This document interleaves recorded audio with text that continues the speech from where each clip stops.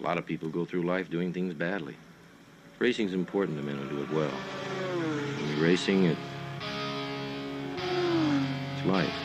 Anything that happens before or after, just waiting. And it's lights out and away we go. It's a great start from Sebastian Vettel. We come up the inside. McLaughlin gets it to They run, but the Red Bull Racing man has got through. The champion's done the job. They're all gone. They're all gone. Tanner's off. McLaughlin's off. Make room. Richard Petty and Dale Earnhardt. There's another 7-time champ. Jimmy Johnson wins his 7th NASCAR Sprint Cup championship.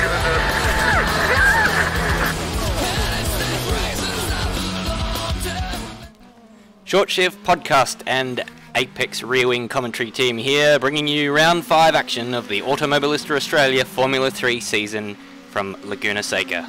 It's the penultimate round and it's getting tight at the top. My name's Stairs, subbing in for Nether this round, and joining me in the commentary box, as always for the F3s, is Bagzy. Hey, going Stairs, good to be here. Very good. An exciting time to join the broadcast from a Formula 3 perspective. We could possibly have a champion tonight. Yeah, it's possible, however unlikely, because of the short nature of this series.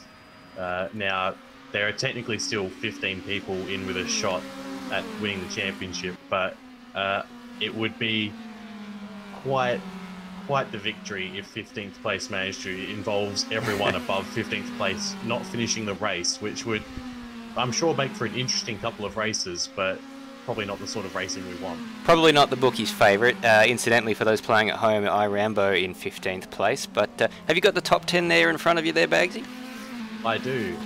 Number 1 is still Heath Dickson. He's been leading for the whole series, but the chasing pack was specifically chaser of Greg Nangle, has been very close in second. He's only 4 points back after a double win in our last round and a double second at the round before, so he's really closed in. It's a fair gap back to Lewis Wedding in third. He's on 55 points, but he has won 2 races already and a podium. He's in the races. He either DNFs or gets a podium, and he is still a chance at the championship. If he's fastest at the moment in practice, and if he can take off points off the front 2, he'll still be with a shot going into the final round at Albert Park. 4th is Corey Ott, who we haven't seen in the last race approximately a month ago. And he is not here tonight either, so he will probably drop down the standings a bit. 5th place is Luke, who has been a bit of an outlier. He's been consistent though. His best finish is 5th, yet he's still in 5th. He hasn't had a podium. Well, actually, Matt Schwass is actually tied on points with Luke, and Matt is ahead on countback due to his 6th place finishes. But yeah, our spreadsheet has Luke ahead just as a result of alphabetical order. But that's been corrected on the screen you're seeing on your listings you're seeing on your screen right now, I should say.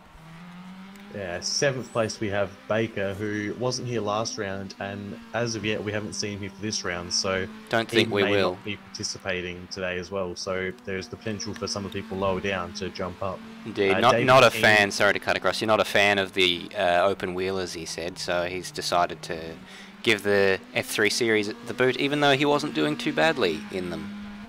It's unfortunate. He's a very nice, consistent driver to watch, and it's a shame to not have him.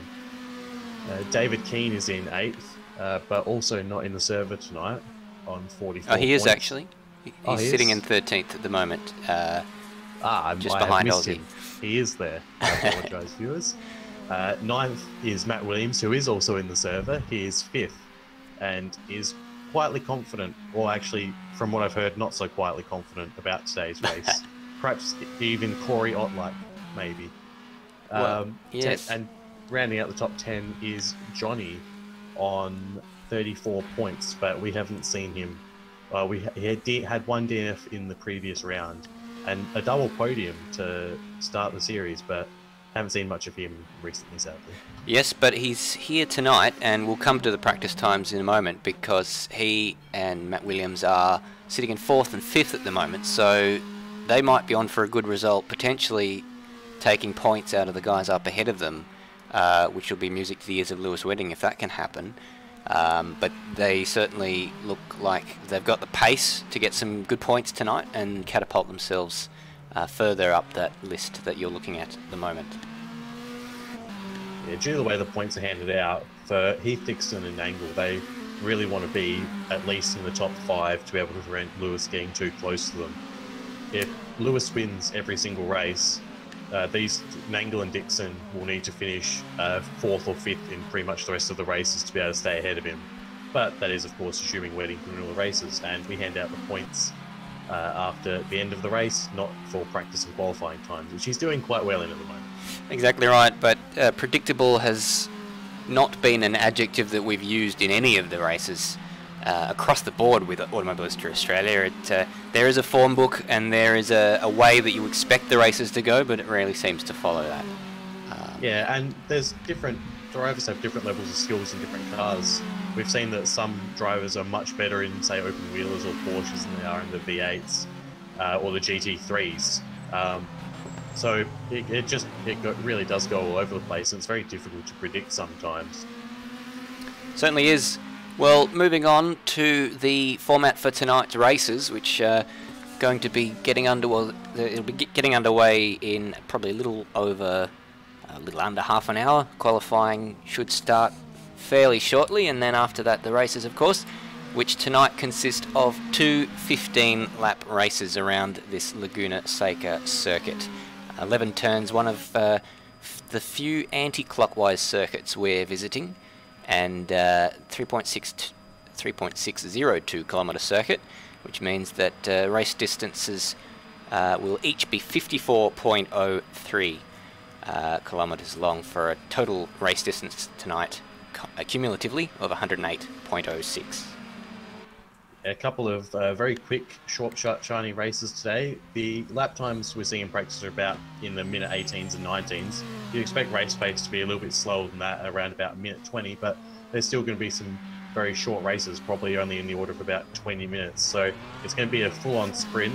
We've heard from Lewis Wedding that unlike some of the other tracks, there's less tyre issues here than in terms of tyre heating.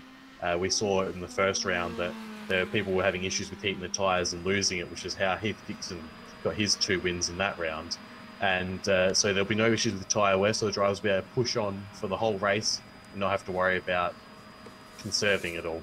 No, and speaking of Lewis Wedding, the man on your screen right now, he is sitting at the top of the tree right now, and his nearest championship, the 2 guys leading the championship at the moment that he's hoping to catch, down there in 6th and 7th, with a few guys joining us for the first time in this series. Sam Dunstall we've seen in the Super Series and the Supercars Series, and he's doing quite well there, just off about 3/10 off the pace there in 2nd, along with Dylan Shepherd, who we've also seen win some races in the Super Series. And as we alluded to earlier in the broadcast, Johnny rejoining after 2 podiums in the first round. Yeah, it's definitely what Wedding wants, is more people in the race to try and get between him and Nangle and Dickson. We did see on the Automobilista Australia Facebook page earlier today him putting out the call to people who may be participating in one of the future open wheel series for Automobilista Australia, that maybe they should come into the F3 race and have a go, because it's the closest car we have to it. And you can't help but wonder if maybe he was playing it up a bit to try and get some extra people in between. Well, it's a possibility, as we see him just having contact with someone else. I'm not sure which corner that is at, but apart from what you've just witnessed on your screen, he's just been chipping away at that time, taking little bits and pieces of time out of his best. So it looks like not only is he the fastest man on track, but he's consistently the fastest man on track, with several laps better than that of Sam Dunstall.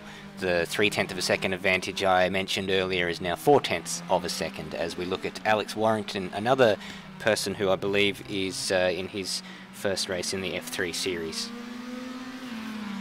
Yeah, it's one of 4 newcomers I believe we have tonight. Dylan Shepherd, Alex Warrington, Sam Dunstall and Cameron.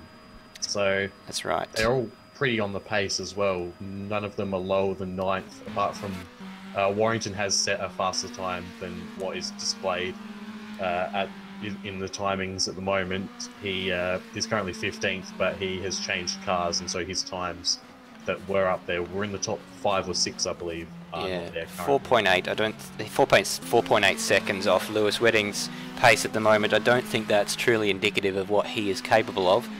Cameron, we saw during the week, did a fantastic job with a Pro-Am victory in the Super Series, and that was 3rd place overall after a fantastic battle with Johnny and Sam Dunstall. So I would expect that he joined the practice session late, but I would expect that he would improve from his current position up at 9th, as well as he gets to grips with this Formula 3 car. But certainly I don't think he's someone who will be languishing down there in Pro-Am for very long, and indeed he is nearly 4/10 up on his PB lap at the moment. So looking at where he is at the moment, it'll only get him one more position, because there's a fair gap between Heath Dickson and Luke there in 7th and 8th. Yeah, he's definitely one who we think will be into Pro B pretty quickly, or at least for Season 2 he will be. Of course, very soon, in only a few weeks, we'll be starting up Season 2 of AMS Oz, and we'll have the rankings will be set for a whole season, so we won't have people moving up into different rankings like we have had in Super Series with the likes of Foley and Boat. So Yeah. and it'll be nice and set, and we're going to have several series running all at once, so it's going to be quite interesting. Yeah, so we'll have promotions and relegations happening between series, which will be something of a godsend for us as commentators trying to follow it all, and certainly for keeping track of championship points as well. Yeah, it's definitely going to make it easier. We're still going to have some series that are multi-class. I believe the endurance series is still going to be all classes in one. And that will be interesting, the GT3 series, the endurance series, the WEC series coming up, because we'll have not only different classes in one, but also different types of cars with the LMP and the GT3 cars running in the same races. Yeah, it's going to be interesting. It adds a new dynamic for those guys who are faster in the LMP1 cars, because you've got to try and get around the back markers, losing as little time and not running into them. We've seen many a race lost in places like Le Mans where the front runners have just not given space to the back markers and had what can only be described as calamitous collisions. Exactly, and I think that'll be a learning experience for everyone, because it's something that's new to a lot of these guys, as Greg Nangle chips away at his PB, but not by an awful lot. He's only just ahead of his championship rival, interestingly enough, separated by fair gap, 3 or 4 tenths, but no one's managed to slot themselves in between those two at the moment. But Greg Nangle at the moment, slower than his teammate Matt Williams, who's gelled quite well with this Laguna Seca circuit, and he was asking me during the day actually how the point system worked, because he's a little bit concerned that he doesn't want to take points off of his FCR teammate if he's going for a championship. Greg Nangle's just been on the improve ever since the start. He opened the season with a 5th and a 10th place finish, but incidents cost him a lot of points in that opening round. He did have the pace. There was a leading gaggle of about 5 cars, I believe, during that race, and had it gone another way, he might have netted a victory had he not got caught up in contact. But he backed that up the second week in the series with 2 second place finishes behind Lewis Wedding, which isn't something to be ashamed of. And then in Brands Hatch last time out, he got the maximum points with 2 victories. So a man on the improve, and certainly has Heath Dickson worried. Yes, for sure. He doesn't seem to be gelling with this track quite as well, though, it seems, and neither is Heath Dickson. So it's interesting. This is a very different track to what we might usually be racing at. Obviously, they've got the corkscrew is the biggest feature of this track. Really, it's been known for many of the overtakes in IndyCar, kart, MotoGP, even when they raced here. It's definitely the biggest obstacle on the track. You're coming down that crest, the car gets lighter. It's very easy to lose control through there, and we've seen a lot of people losing control there in practice. And we may see, especially in the first lap of this race, when we've got all the cars running into the corkscrew, it could be a bit of a mess potentially, with people on the outside losing it with someone going up the inside, and could cause a bit of a pile-up. It could do, especially being blind crest on the entry, if there's something over that crest resembling a pile-up that the cars behind aren't expecting. It's not a corner that's immune to controversy over the years in real life. I mean, you mentioned MotoGP passes and I think IndyCar as well. We've had a lot of controversial passes through there in both of those categories. I remember Rossi and Stoner, and I think there was the name of the man is just eluding me right now. The IndyCar driver who lost his legs, who's touted as having one of the greatest overtakes through there at one stage, but a bit controversial because he went off track to complete it, just like Rossi on Stoner back in, I think, 2008. Yeah, I'm trying. The name is eluding me as well. Zanardi. So Alex that's Zanardi. the one, Alex Zanardi. Yes. Yeah, he's quite leg full overtake there. That was pre-amputee. Yeah, days. It was quite the good overtake though. But whether or not it was a legal one, I suppose, is something that will be debated for the ages. As what interesting, the Warrington, I think that is driving past. No, it's not Warrington. Who switched into the red car of Jamie Snow? Anyway, going down the pit lane. Dylan Shepherd. Dylan Shepherd was driving down the pit lane at a very strange angle with the front left well up in the air, but that means that we're about to begin this qualifying session, and Dylan Shepherd in Jamie Snow's old car is at the top of the queue. He's giving that engine a good rev, getting the temperature up in it for sure. Waiting for that wonderful little light to change from red to green, which is what all drivers want to see, is a nice green light as opposed to this red light. And there it is. There is the green light. He wants it, and he's got it. So he's the first man out on track, and he is followed by one of the Williams-inspired livery cars. I believe that's Sam Dunstall, and Alex Warrington behind him in the black and red car. And he's given him track position by understeering off at the pit exit, and that'll be not something that he has to worry about during the race, because there are no pit stops in this race. Yeah, it's I believe that's, we've got Dunstall, Shepherd and Warrington all out there. So our newcomers to the F3 series definitely wanting to be the first ones out to set down lap time and try and get as much more experience with these cars as they can.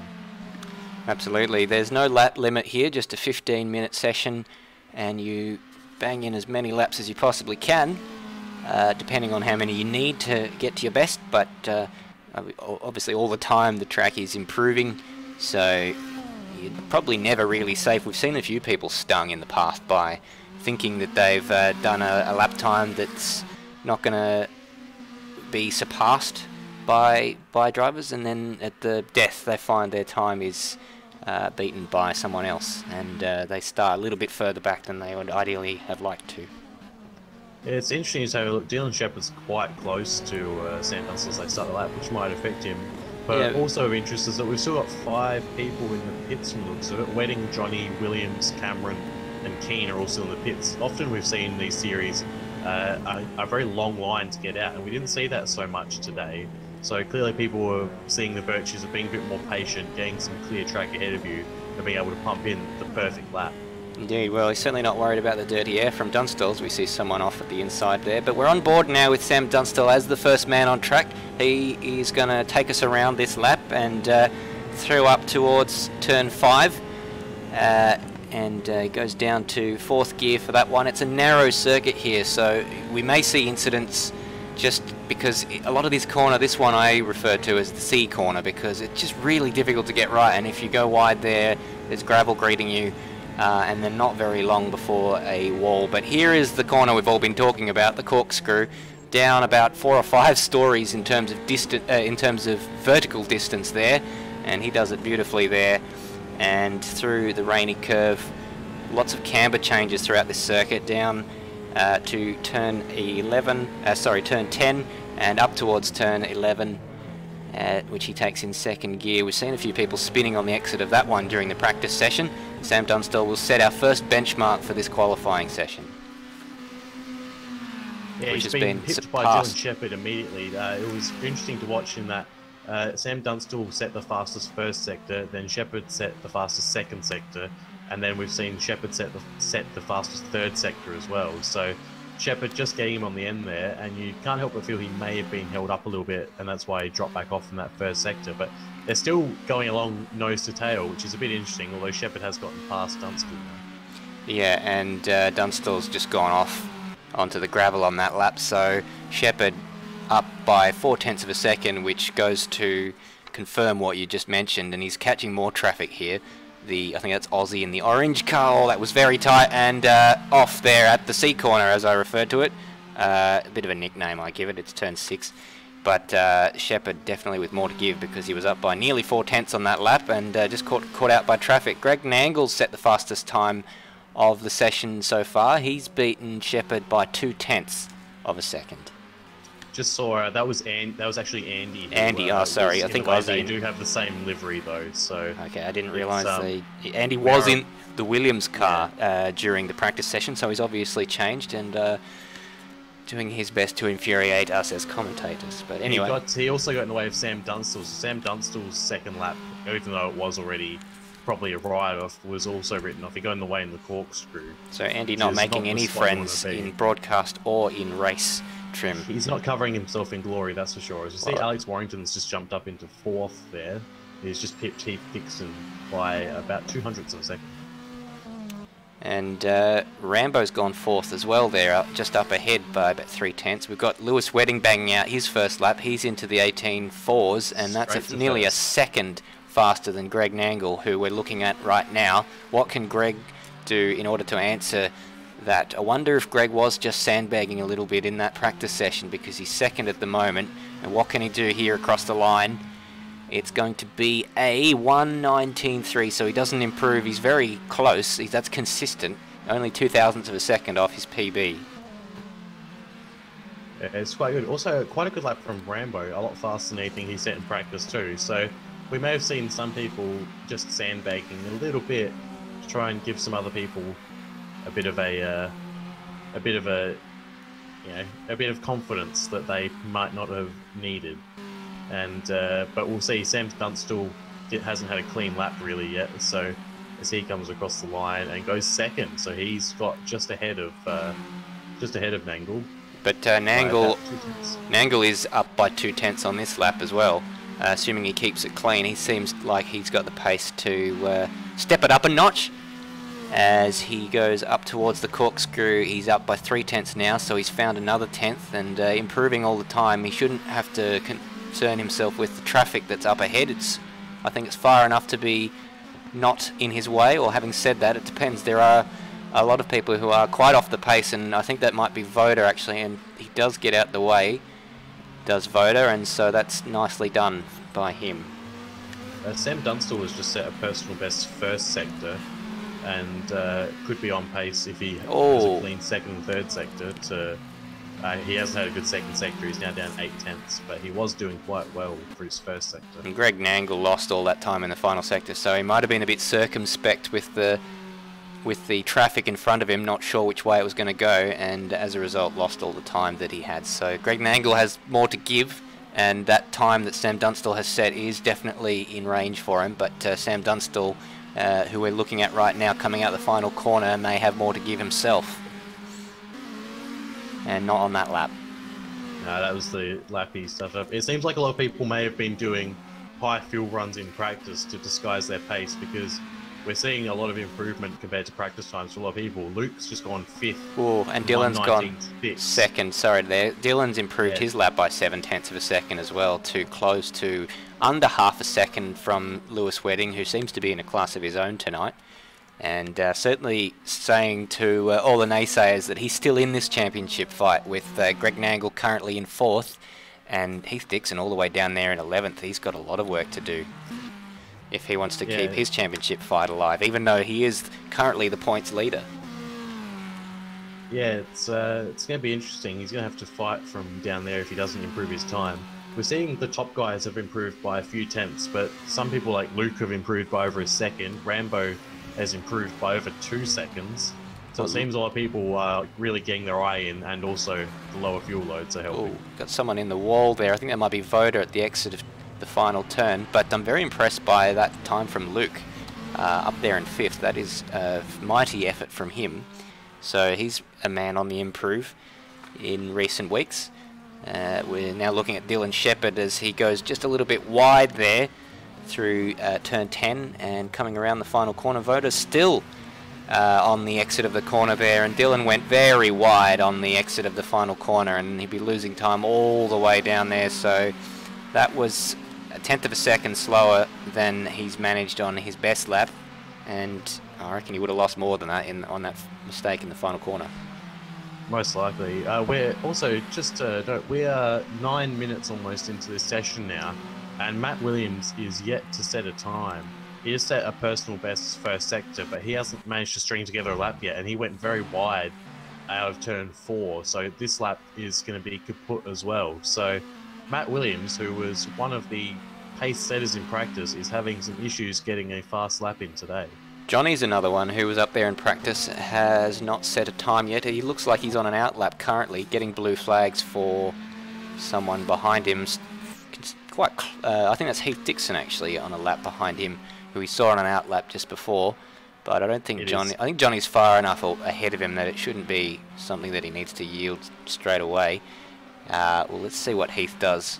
If we can find him on the screens. Here he is, coming around the final corner with Johnny up ahead of him. Not close enough to get any benefit from the toe, I should think. And that doesn't look like it's going to... Shepard's on a personal best lap. It's enough for 8th there for Heath Dickson. Let's rejoin Dylan Shepherd, and he improves by 0.3 of a second. So he's closing in on Lewis, who is just starting a lap right now. But that gap now 0.2 of a second after Dylan Shepherd took another 0.3 out of his PB.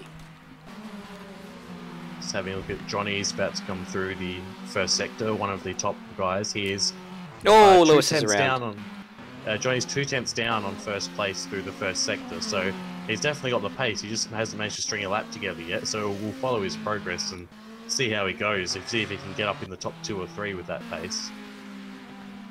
Well, Heath Dickson's on another lap. He improved to 8th on his previous lap, but he will want a bit more than that. He's found a 0.2 through the first sector, through the second sector, I beg your pardon, as he goes through the corkscrew, and 0.2 at the current pace. Looking at it, he's very close with Cameron at the moment, who's on your screen there as a all R&D in capital letters, short for all-round cricketer, I believe, and he would leapfrog Matt Schwass as well if he manages to keep that sort of advantage currently, but everyone's improving, so it is a moving goalpost. What are we going to get from Heath Dickson? Oh, he's found 0.8 has Heath Dickson, and that does catapult him up into 6th, and Greg Nangle only 0.2 up the road. That's a tantalising prospect. So we thought Greg Nangle might have had the pace, but it seems like those that were in between him were just unable to string a lap together. Matt Williams is trying to get on another lap again. He's about to come through the first sector, so we'll see he's 0.4 down through the first sector, but that is still, if he managed to be only 0.7 down through the whole lap, that's still enough for 4th. Yeah, he'd be ahead of Dunstall given that sort of pace, and 0.4 slower than Lewis Wedding is still enough for 3rd place if he's able to stay ahead of Johnny. Johnny, though, obviously we mentioned before, and he's 0.9 down, so he's going to be there around about Nangle and Dickson, and if he can split between them, he'll do his teammate all sorts of favours from a FCR point of view.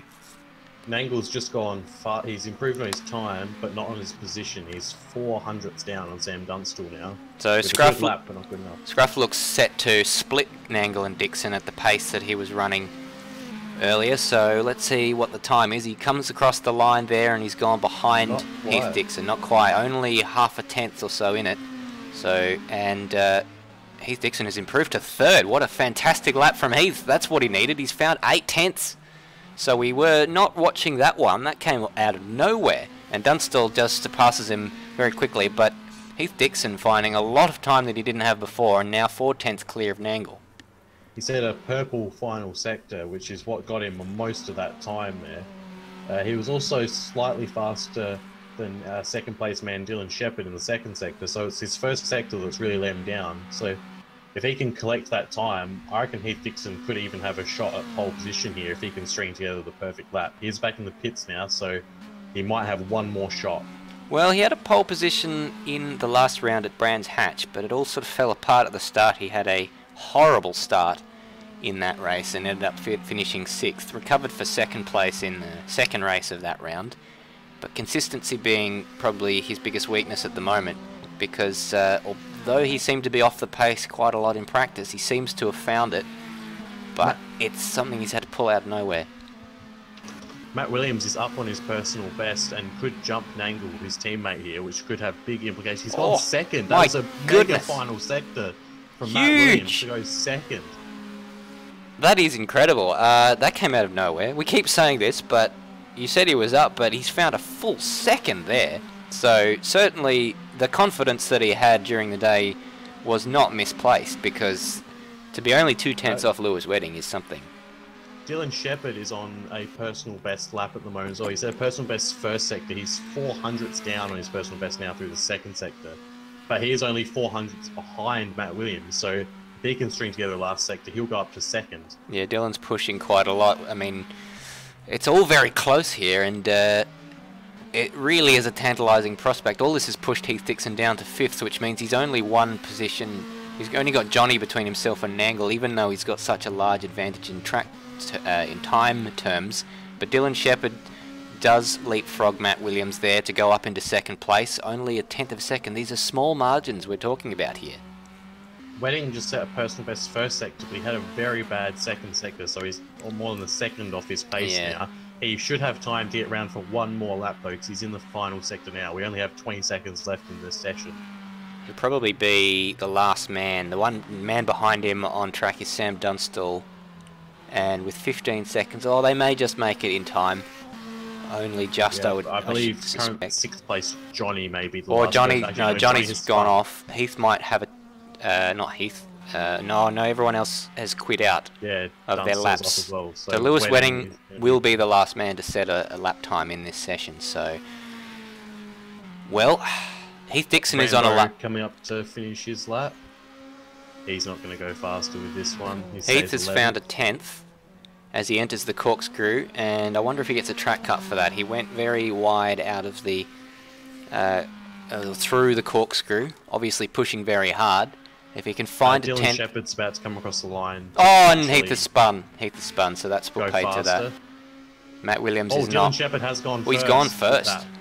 Interesting. So Lewis Wedding is on a lap, so he's got to make this one count, because otherwise Dylan Shepherd is going to start from pole position. And he's not going to be better. Matt Williams, Wedding just set a purple second sector, but yeah, Matt but Williams was also going fast. He was well down on the first sector. He was 3/10 down all around. So let's see what Scruff can do as he comes across the line.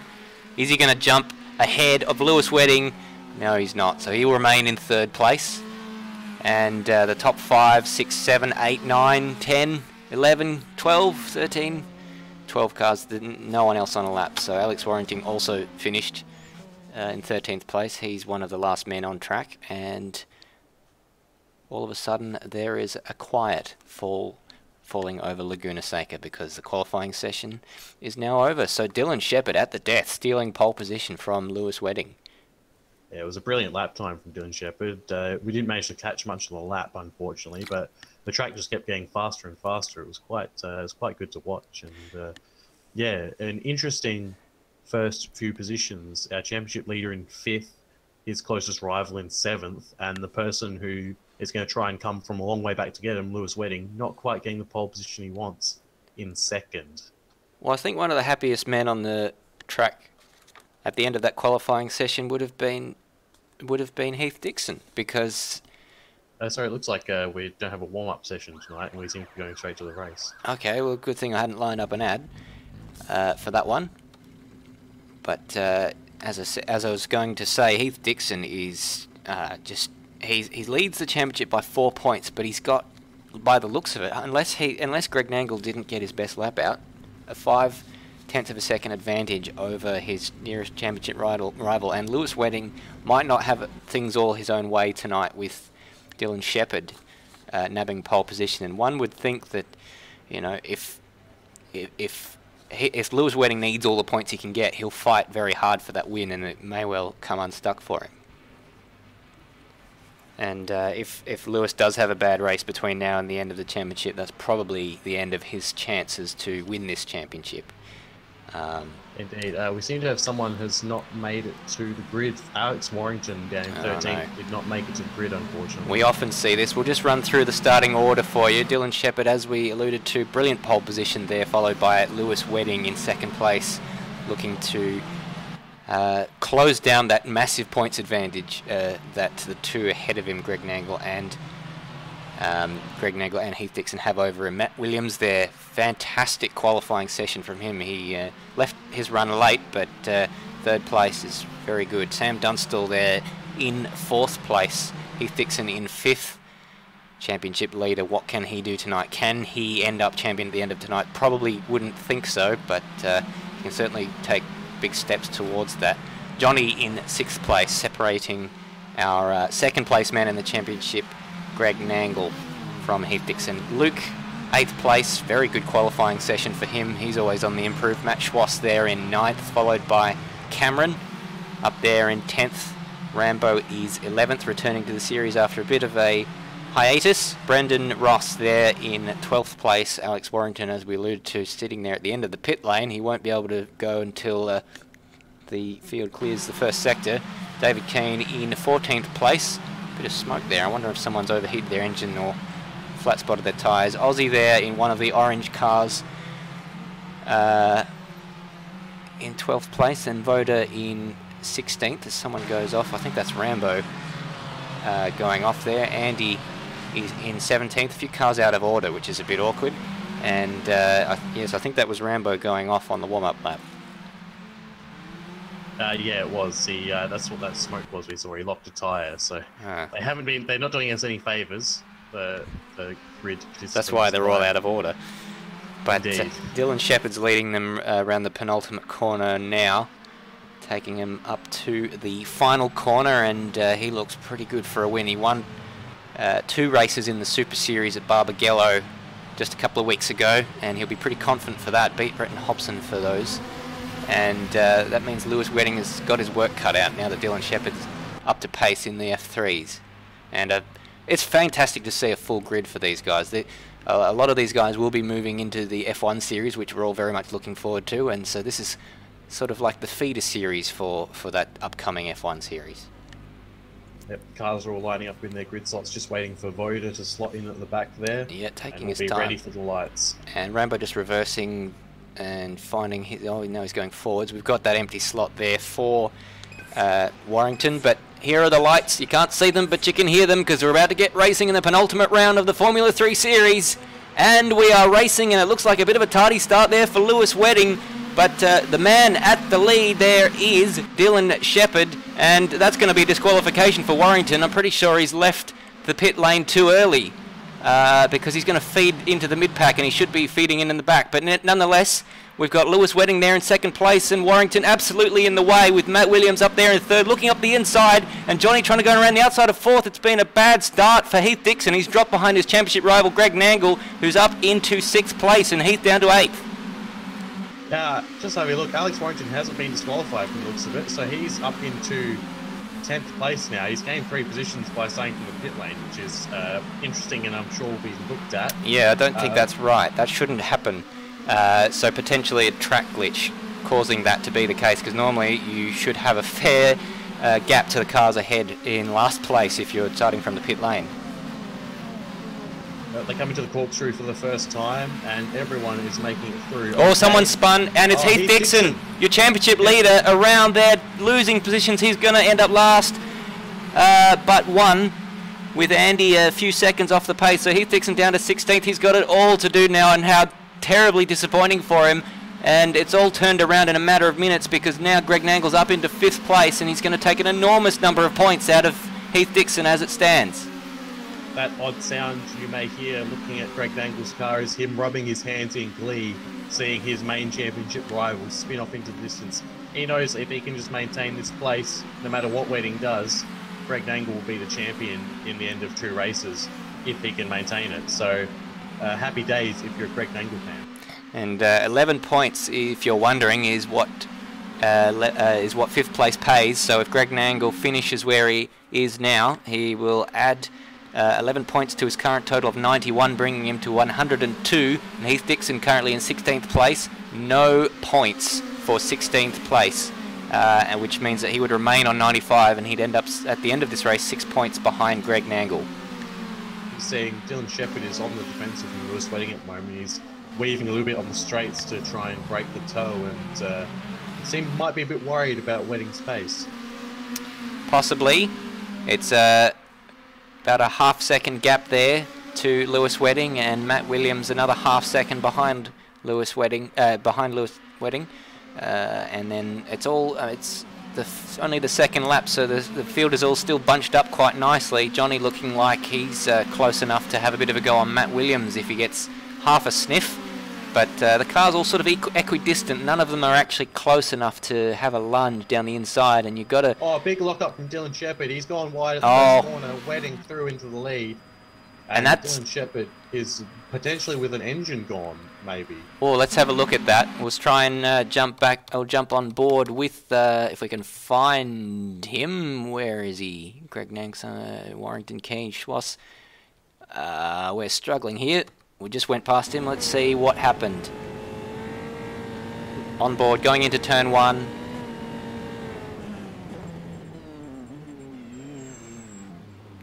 Doesn't sound like he lost it. Oh, yes, no, it did. I think he stalled it. I don't think that was an engine blow-up. I think he just stalled it, and I don't know if he's got the ignition bound. Or having said that, that looks very much like engine failure, given all the smoke coming out the back of it. So that he has retired. A horrendous way to end such a promising start to Dylan Shepherd's race. But all that means Lewis Wedding now is your race leader, but Matt Williams isn't letting him go just yet.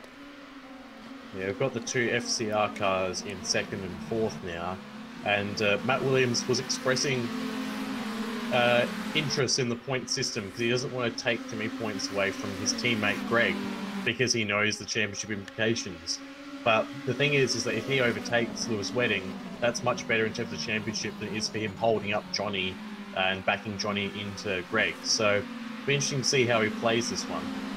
Yeah, so I think from Matt Williams' perspective, he really wants to win a race, and if he can get half a chance, then he's going to take that opportunity. But if he late in the race finds himself in 2nd or 3rd place with Greg Nangle just behind, he may well elect to just swap the positions, but if he does, I'm sure he'll make it very obvious so that everyone knows who was the faster man. But having said that, Lewis Wedding is starting to get a little bit of a break at the moment, and one would think team orders aren't necessarily all that important with Heath Dickson down there. He has recovered 2 positions. He's up in, 4 positions. He's up in 12th now, which means he would get 4 points for that. So the damage limitation begins for Heath Dickson, but Greg Nangle up in 4th place with the retirement of not Sam Dunstall, of Dylan Shepherd, means that he would get 12 points as it is. Yeah, Heath Dickson certainly making hay at the moment despite losing all those positions. He's coming up, his next person as Wedding sets the fastest lap of the race, 1:19.019. He's coming up to his stablemate, his ARW stablemate, Rambo, so we'll see how much of a fight Rambo puts up here. It's up to 11th now, so I think that might have been someone making a mistake because it's a large gap there back to 12th, so Aussie might have gone off, and Heath Dickson trying to go around the outside of turn 1, and Rambo keeping it to the inside nicely, but Heath Dickson's out in the marbles there, but it looks like he's got the drive with the inside into the next corner, so Heath Dickson makes it up to 10th place, and Rambo not fighting that one too hard, although looking like he might have a bit of a run, but he's too far back to make the run there. So all these guys, low-hanging fruit for Heath Dickson. He should improve his position up to about 8th place before he's got a bit of a gap to Cameron. The guys ahead of Heath Dickson, Schwass and Keane, not too far away at the moment. Yeah, Schwass and Keane, though, they're not spring chickens. They definitely probably the first ones who provide a substantial fight for Heath Dickson. He does have the pace on them by a decent amount, but these cars can be hard to pass, especially with the nature of this track, a lot of long corners and these aero-dependent cars that can cause some issues. Well, we were worried about the changes in elevation catching people out, and unfortunately for Heath Dickson, he was the first man to fall foul of that, but better it happened at the beginning of the race than the end of the race. Indeed, as we see, we're looking at, there's also Andy's offline a little bit in the first corner. So if you saw any blue or yellow flags, that was him leading through the leaders and getting out of the way quite Heath smartly. looking up the inside, sorry to cut across you there, at turn 1. He's got the position done if he can just get it stopped, but he has outbraked himself there, and that's let Schwass back through up the inside. So Heath Dickson looking racy at the moment. Yeah, smart move from Schwass there. He just opened up the steering wheel a bit, let Heath Dickson fly on by. He gave him a little wave as he passed through, and Schwass took the corner as normal and said, "Thank you very much, Heath. That was a very pretty display of smoke you gave me." Incident, yeah, very good. Smoke signals from Heath Dickson. So 10th place, and the fight continues. Doesn't look like he's under pressure from Rambo at this stage, but the trouble is with this circuit there aren't too many passing opportunities because the corners, a lot of them are very, very fast and short braking zones. Oh, he's going to have a look down the inside there, and that's Matt Schwass out onto the marbles through the corkscrew there, a little bit of contact, and Heath Dickson nearly through at the corkscrew, and all that has allowed Rambo right back into this fight.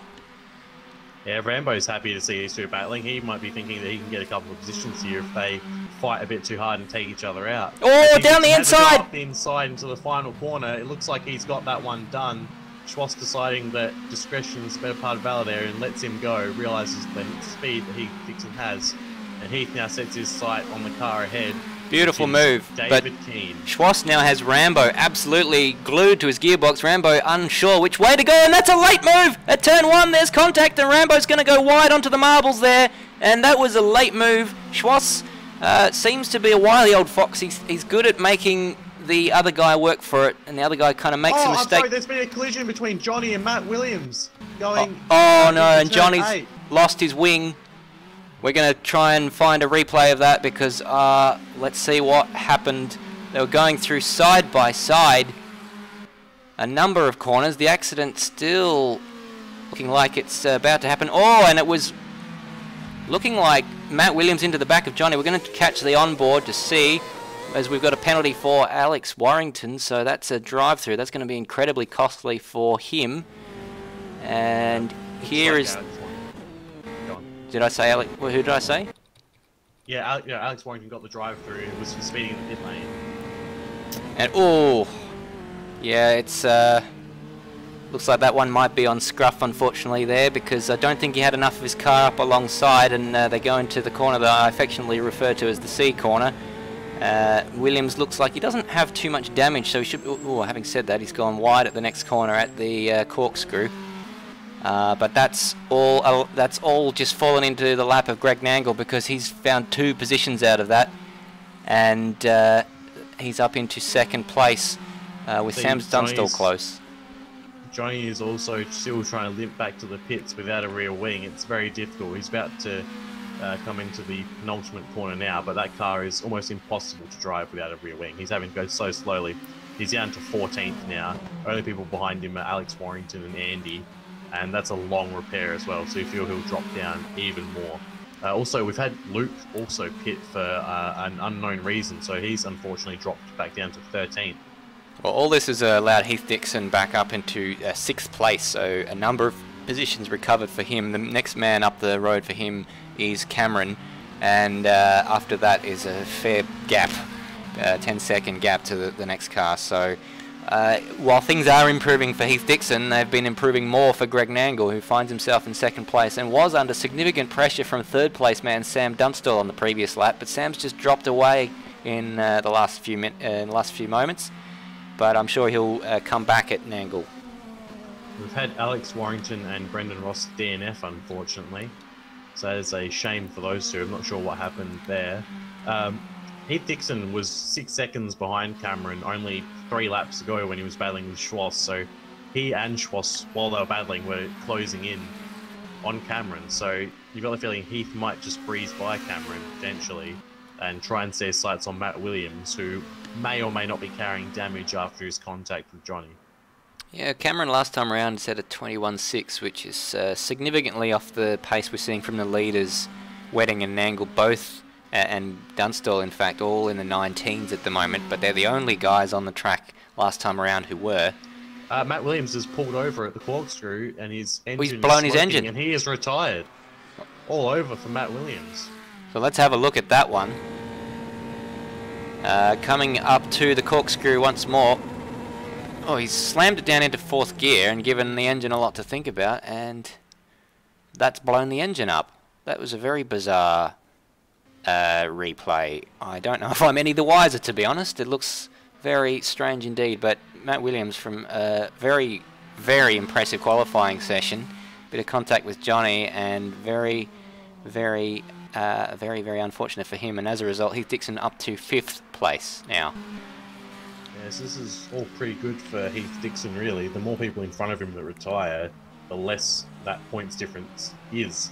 At the moment, just having a look, it's 5th place nets you 11 points, and 2nd place nets you 17. So that's only a 6-point difference instead of what it was Nangle in 4th and Heath out of the points, which would have been a 12-point difference. The trouble with this is that Heath Dickson, apart from the first 2 races of the season where he won spectacularly at Santa Cruz, every single race since then he's been bleeding points to Greg Nangle, and he needs to beat him at least one more time in order to secure that championship, because the points gap is too close for him to just continue getting beaten by Greg. And he did have the opportunity in the first race to do that, but unfortunately that first lap incident has cost him dearly, as I think that's a lap car just in the background of that shot going off ahead of Heath. So Heath's still trying to close in on Cameron, so the gap at the moment is about just over a second, and Heath Dickson closing in about 0.2 of a second on the previous lap. Yeah, he's definitely got his eyes set on that gearbox of Cameron. Out the front, Wedding is 4.5 seconds ahead of Greg Nangle. Fairly comfortable at the moment, you'd think, unless he makes a mistake, which is always possible on this track. Speaking of mistakes, Sam Dunstall has dropped significantly off the back of Greg Nangle, so whereas he was applying some pressure early on in the race, he's obviously come a cropper somewhere along the lines. The previous lap he was 4 seconds slower than the type of pace that the leaders are running. Also, speaking of mistakes, it looks like Cameron has made a mistake as well, because Heath Dickson is through on him up to 4th. And we're just catching a replay there as we were going to go on board to see, it looks like in the early part of the lap there, coming around turn 4, and looks like he just got on the throttle a little bit too early and spins out of the way. Heath Dickson drives by, says thank you very much, and that's relegated Cameron down into 5th place. Someone who's been saying thank you very much quite a bit is Aussie, who's seen a lot of people blow up, spin, or just plain crash in front of him, and has moved from 15th to 8th this race, which is an excellent performance, very consistent performance from him so far, as he laps his identical car in. Well, with that mistake from Cameron, Matt Schwass and Rambo are both set to capitalise on any further mistakes. It has to be said, after we saw sort of the position that Rambo was in early on in the race, he's done well to come up to 7th place, although having said that he's just gone wide, he's not lost too much out of that though, but a very good drive there for Rambo overall, and Schwass up in 6th place. Some good points for that. But Heath Dickson, after the start that he had, I think he would have taken 4th place if he can keep it there, given where he was at the start. He won't be happy that Greg Nangle's in 2nd, and he'll be hoping Sam Dunstall makes another mistake, because he's not going to close in 17 seconds on pure pace with only just over 2 laps to go. But 4th place is a pretty good recovery effort from where he was. Yeah, it's really the best that he could ask for, and you can attribute some of it to luck, but in this game you do make your own luck. It's a bit of a cliche, but you know, when it's your day, it's your day, and while at the start of the day he might not have thought it was his day, today it is now more of his day. Yes, and audience, if you made sense of that, good on you. But all this means that Heath Dickson, I haven't done the maths, but I don't think he can win the championship tonight if he finishes where he is right now, because as it stands, Greg Nangle would pick up 17 points for 2nd place, and Heath Dickson would pick up 12 points where he is, which means he would bleed 5 points, and that would put Greg Nangle ahead by 1 point in the championship. And with them almost tied, or separated by only... Oh, and Heath Dickson's round! Heath Dickson's round! Is he going to be able to recover it without losing a position?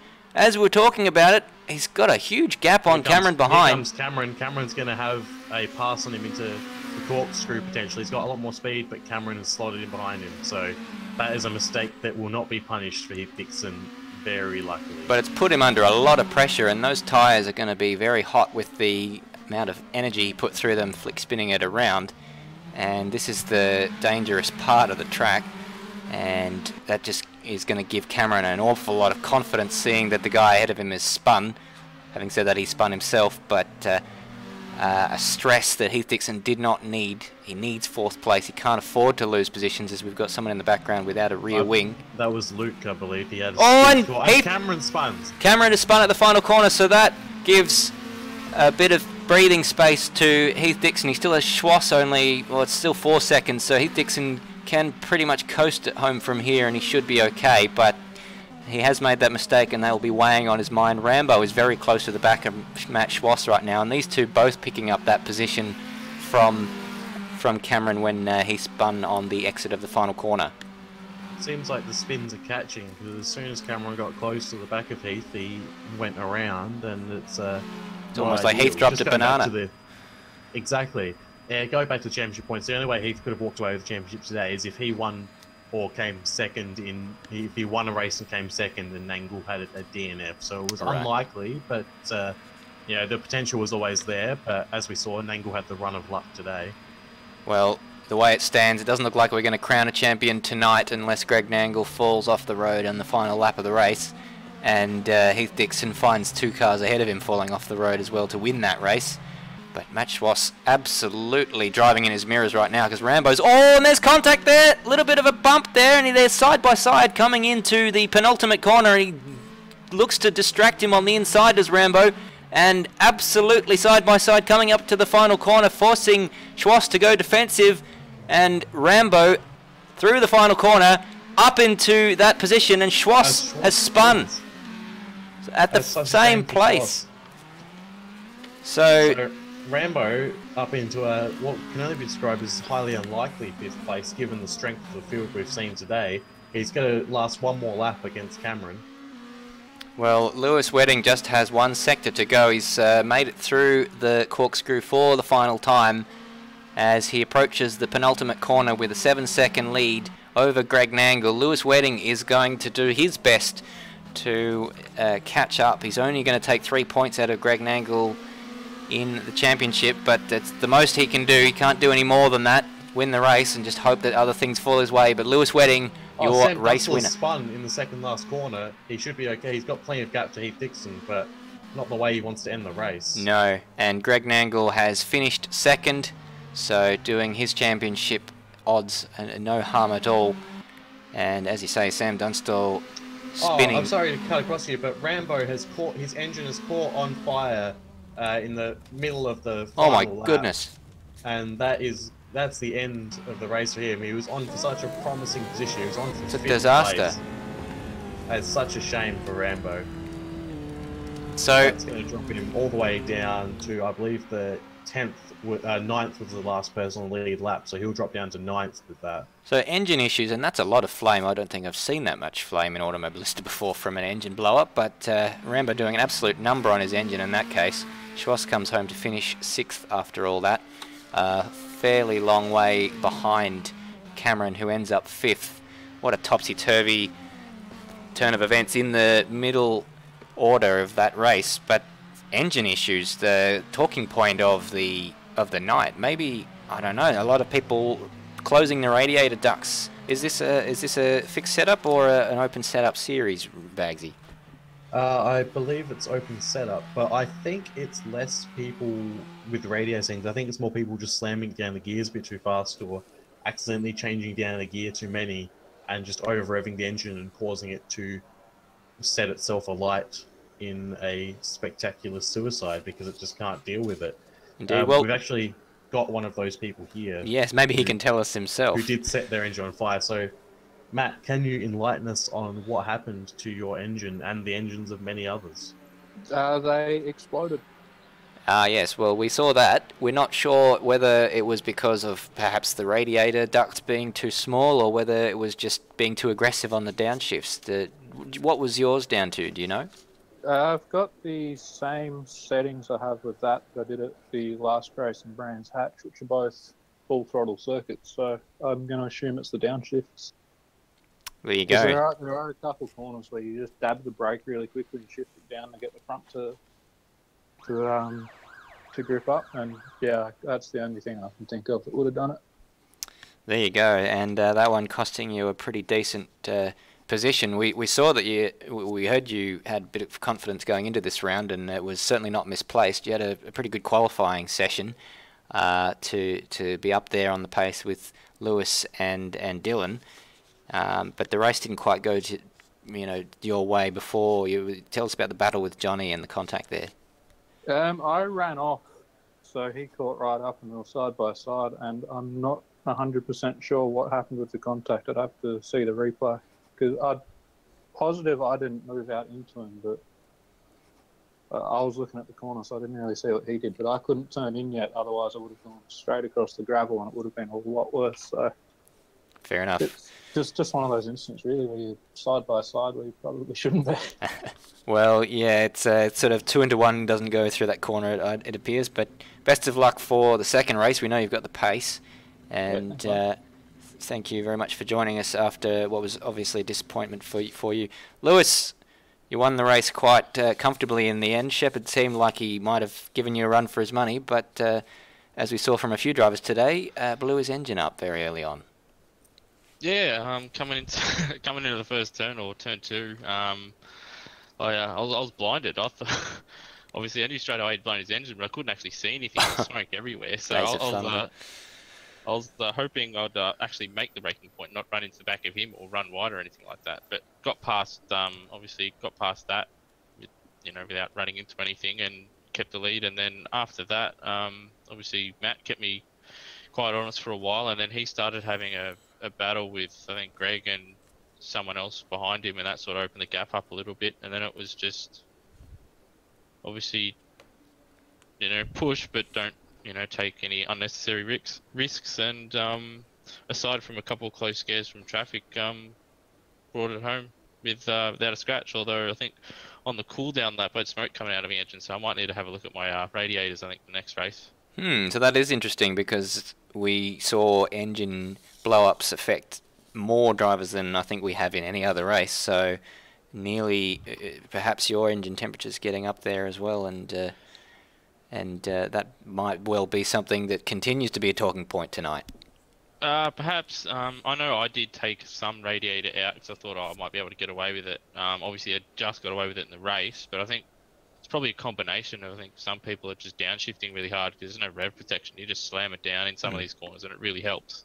And then also there's some corners where if you just keep your foot, on the throttle and downshift, it'll turn you in and you'll maintain revs and you'll go faster through it. So perhaps some people are doing that and blowing their engines, but hopefully we don't have it. Well, hopefully for me, I don't have one, and perhaps if I'm racing someone, they can have one or something like that. But yeah, hopefully there's not too many in the next one. Well, given how many people it affected in that race, and it would probably be something that's top of mind for a lot of drivers now, and so we may see less of that in the upcoming race. But anyway, we'll let you get there. I don't think the qualifying session's started just yet, but we'll let you get prepared for that one, and all the best for the next race.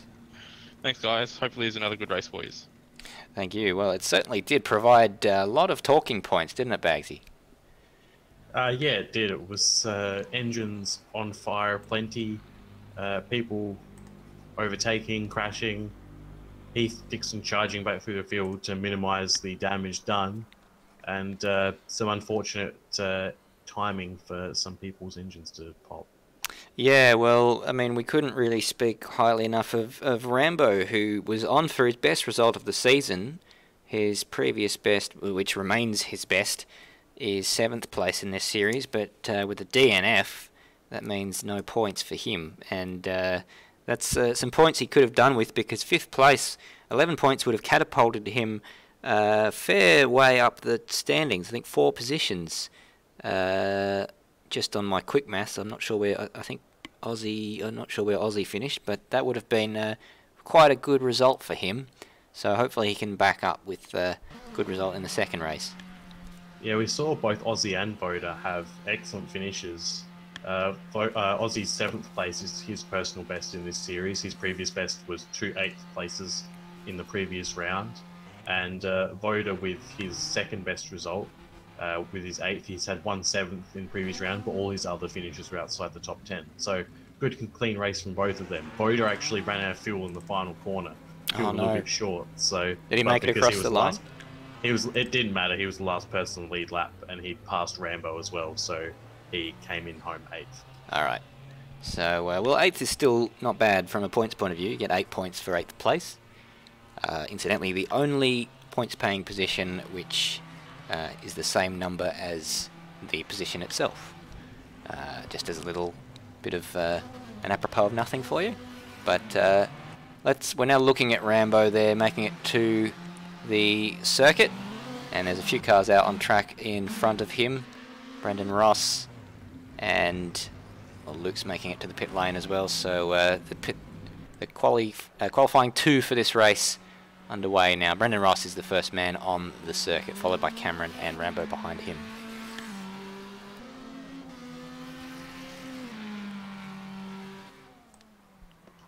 Yeah, these guys will be after better qualifying than they did last time. I mean, you had the feeling that the grid sort of shook out in the order you'd think it would have, apart from perhaps Dylan Shepherd's pole position was a bit unexpected given the pace weightings shown all through practice. But we'll see what happens this one. If can Dylan Shepherd come back from that unfortunate 2nd lap exit and try and win another race? Well, we'd have to think that Dylan Shepherd would be up there again. He was leading the race when he unfortunately blew his engine up very early on, it has to be said, for an engine blow-up. It was only in the first handful of laps that happened, and little did we know at the time that it would be a bit of a foreshadowing of things to come for much of the field. Yeah, it was, we had 4 engines go in that race: Matt Williams, Brendan Ross, Dylan Shepherd and Rambo.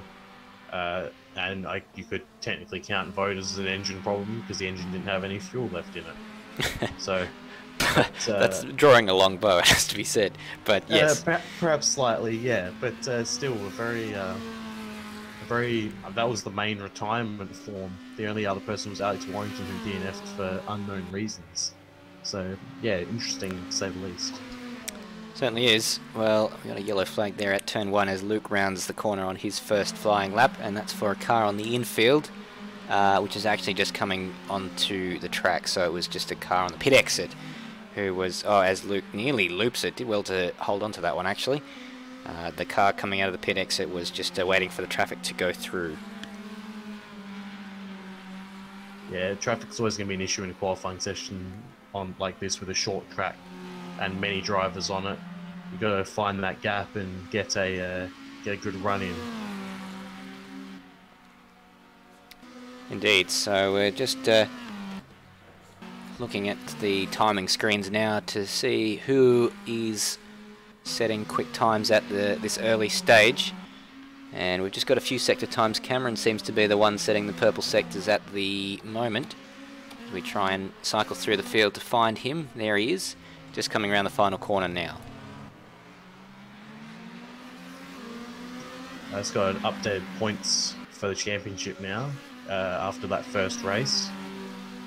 In the lead is it's actually a tie for the lead at the moment between Greg Nangle and Heath Dickson, both on 108 points each. On count back, it goes to Greg Nangle though, because he has had more second places.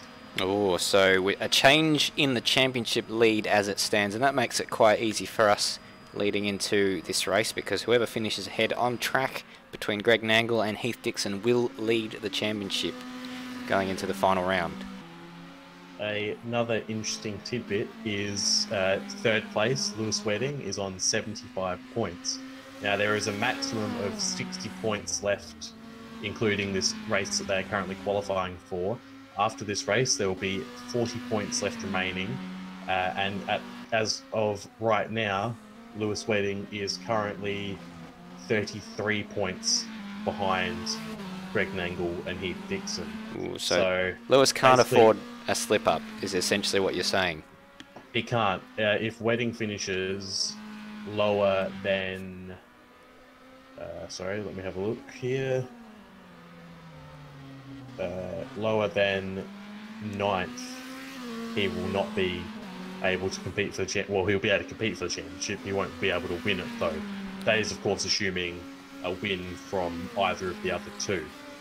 Well, at the moment, Lewis Wedding looks the most likely to be the person who does that. He's had a binary season so far. It's either 0 points or a podium for him. He's finished 4 of the 7 races so far, and of those 4 that he's finished, he's won 3 of them, and he's finished 3rd in the other one. And with that 3rd place coming from a brilliant recovery drive after an opening lap off last time out at Brands Hatch. But while we're talking, Sam Dunstall was the man who got the fastest lap, 20.1, but that's nowhere near the pole times we were seeing in the first part of the first qualifying session, as Alex Warrington recovers to the track after an error on the final corner, and that's a bad place to spin because he won't have been up to speed when he crossed the line. He's going to be losing time all the way down to turn 1 on his qualifying lap. Just the final note on the championship standings. We did say that we had 15 people with a chance at winning the championship coming into this race, however unlikely it would be. Somewhat unsurprisingly, we have culled that down significantly. There are now only 7 people with a chance at winning the championship now. They are Dickson, Nangle, Wedding, Schwass, Luke, Coriot and David Keane.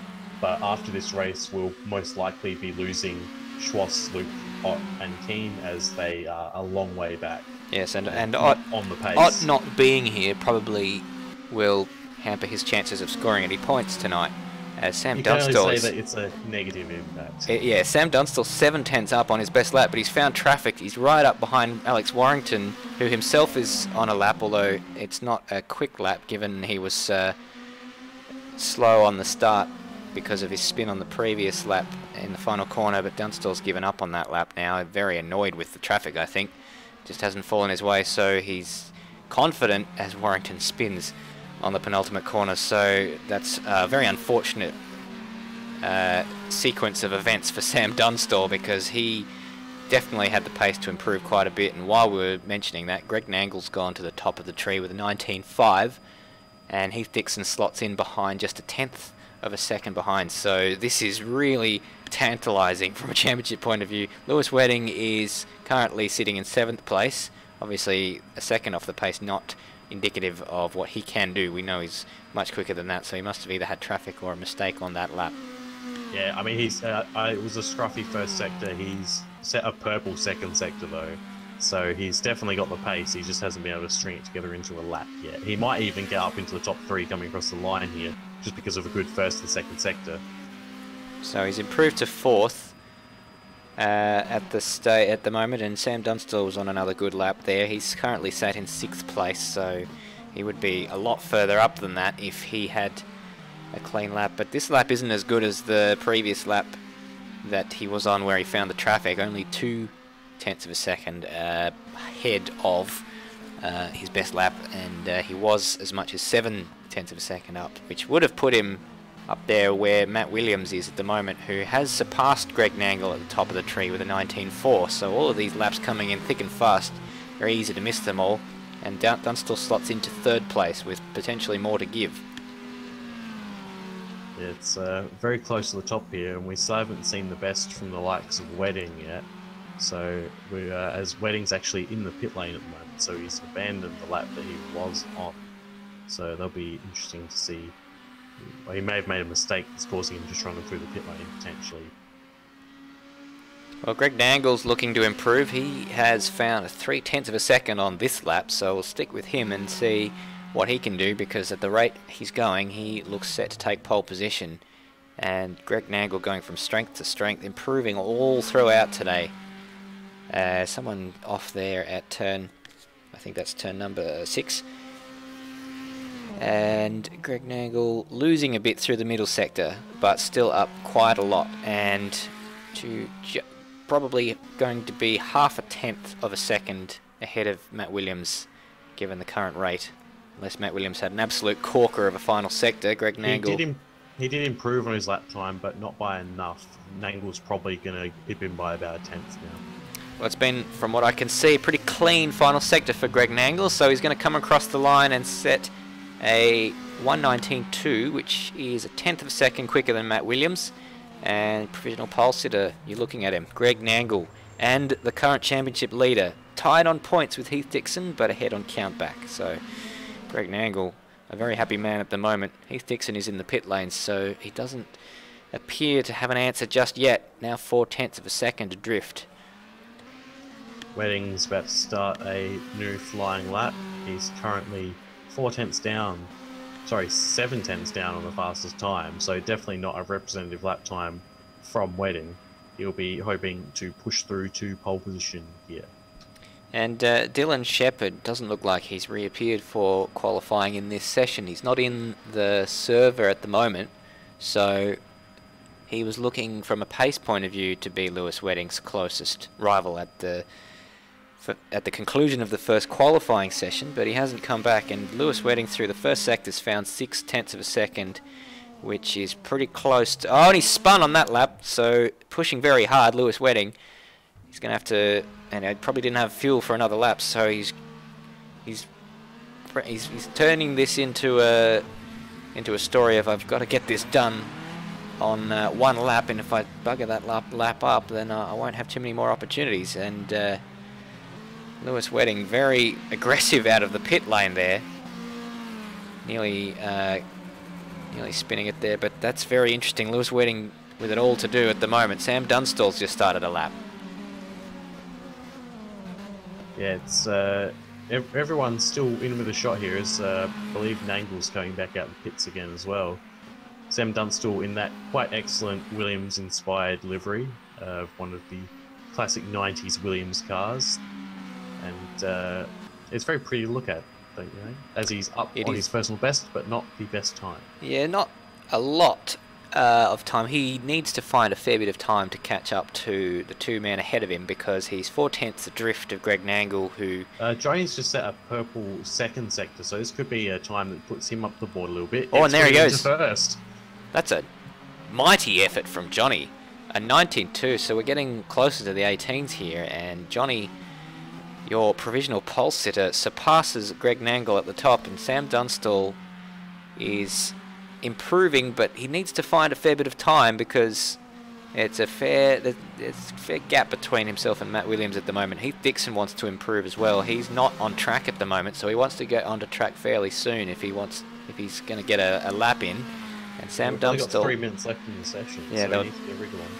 Sam Dunstall's not found enough time to improve his position there, so he's improved by 2.5 of a second, but that's not enough to improve his position. So also on track is Matt Williams and Greg Nangle. So what can Greg Nangle do? Can he answer the question that Johnny has put forward to him? It's only 12 thousandths of a second, the gap between them.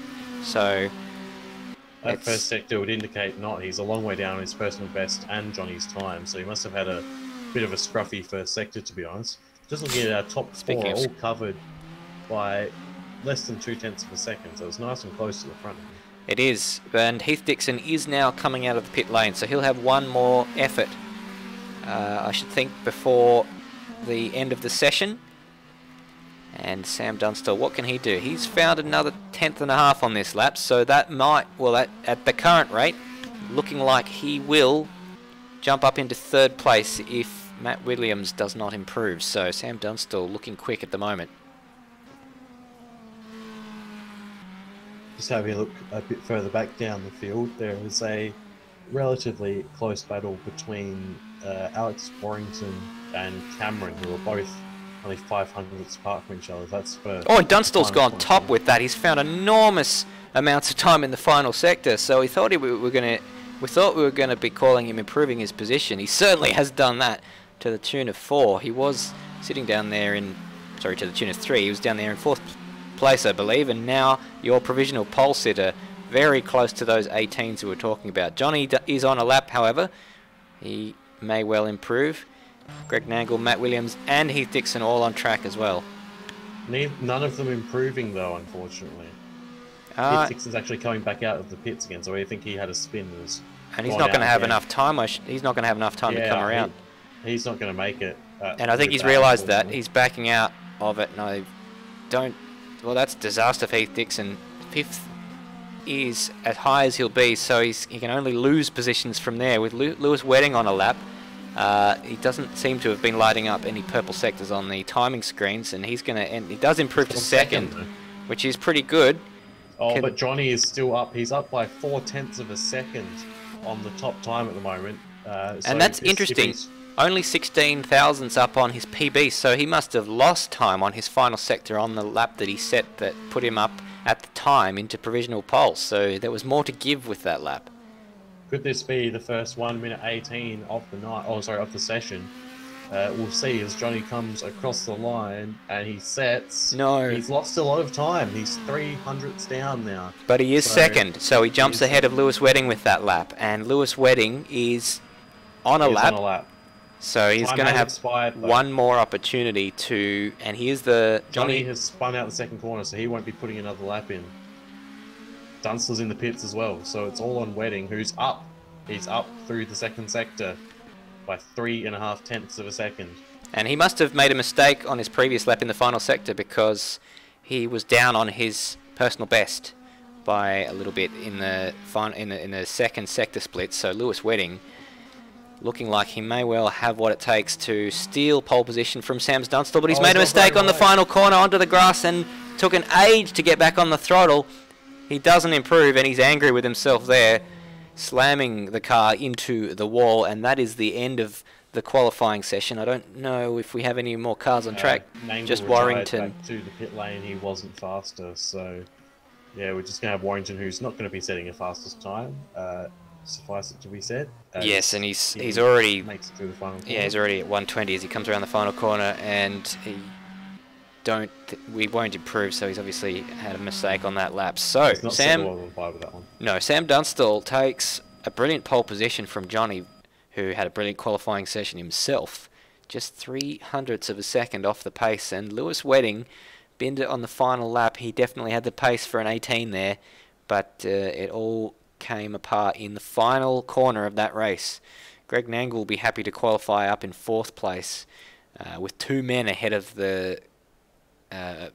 Lewis Wedding, so he's in a pretty good position with his teammate between himself and Heath Dickson.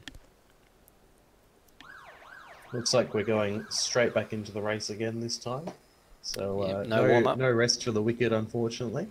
No, wouldn't mind having a warm-up in between the second race for these, so that we can get a bit of an ad break in for our sponsors, and also for certain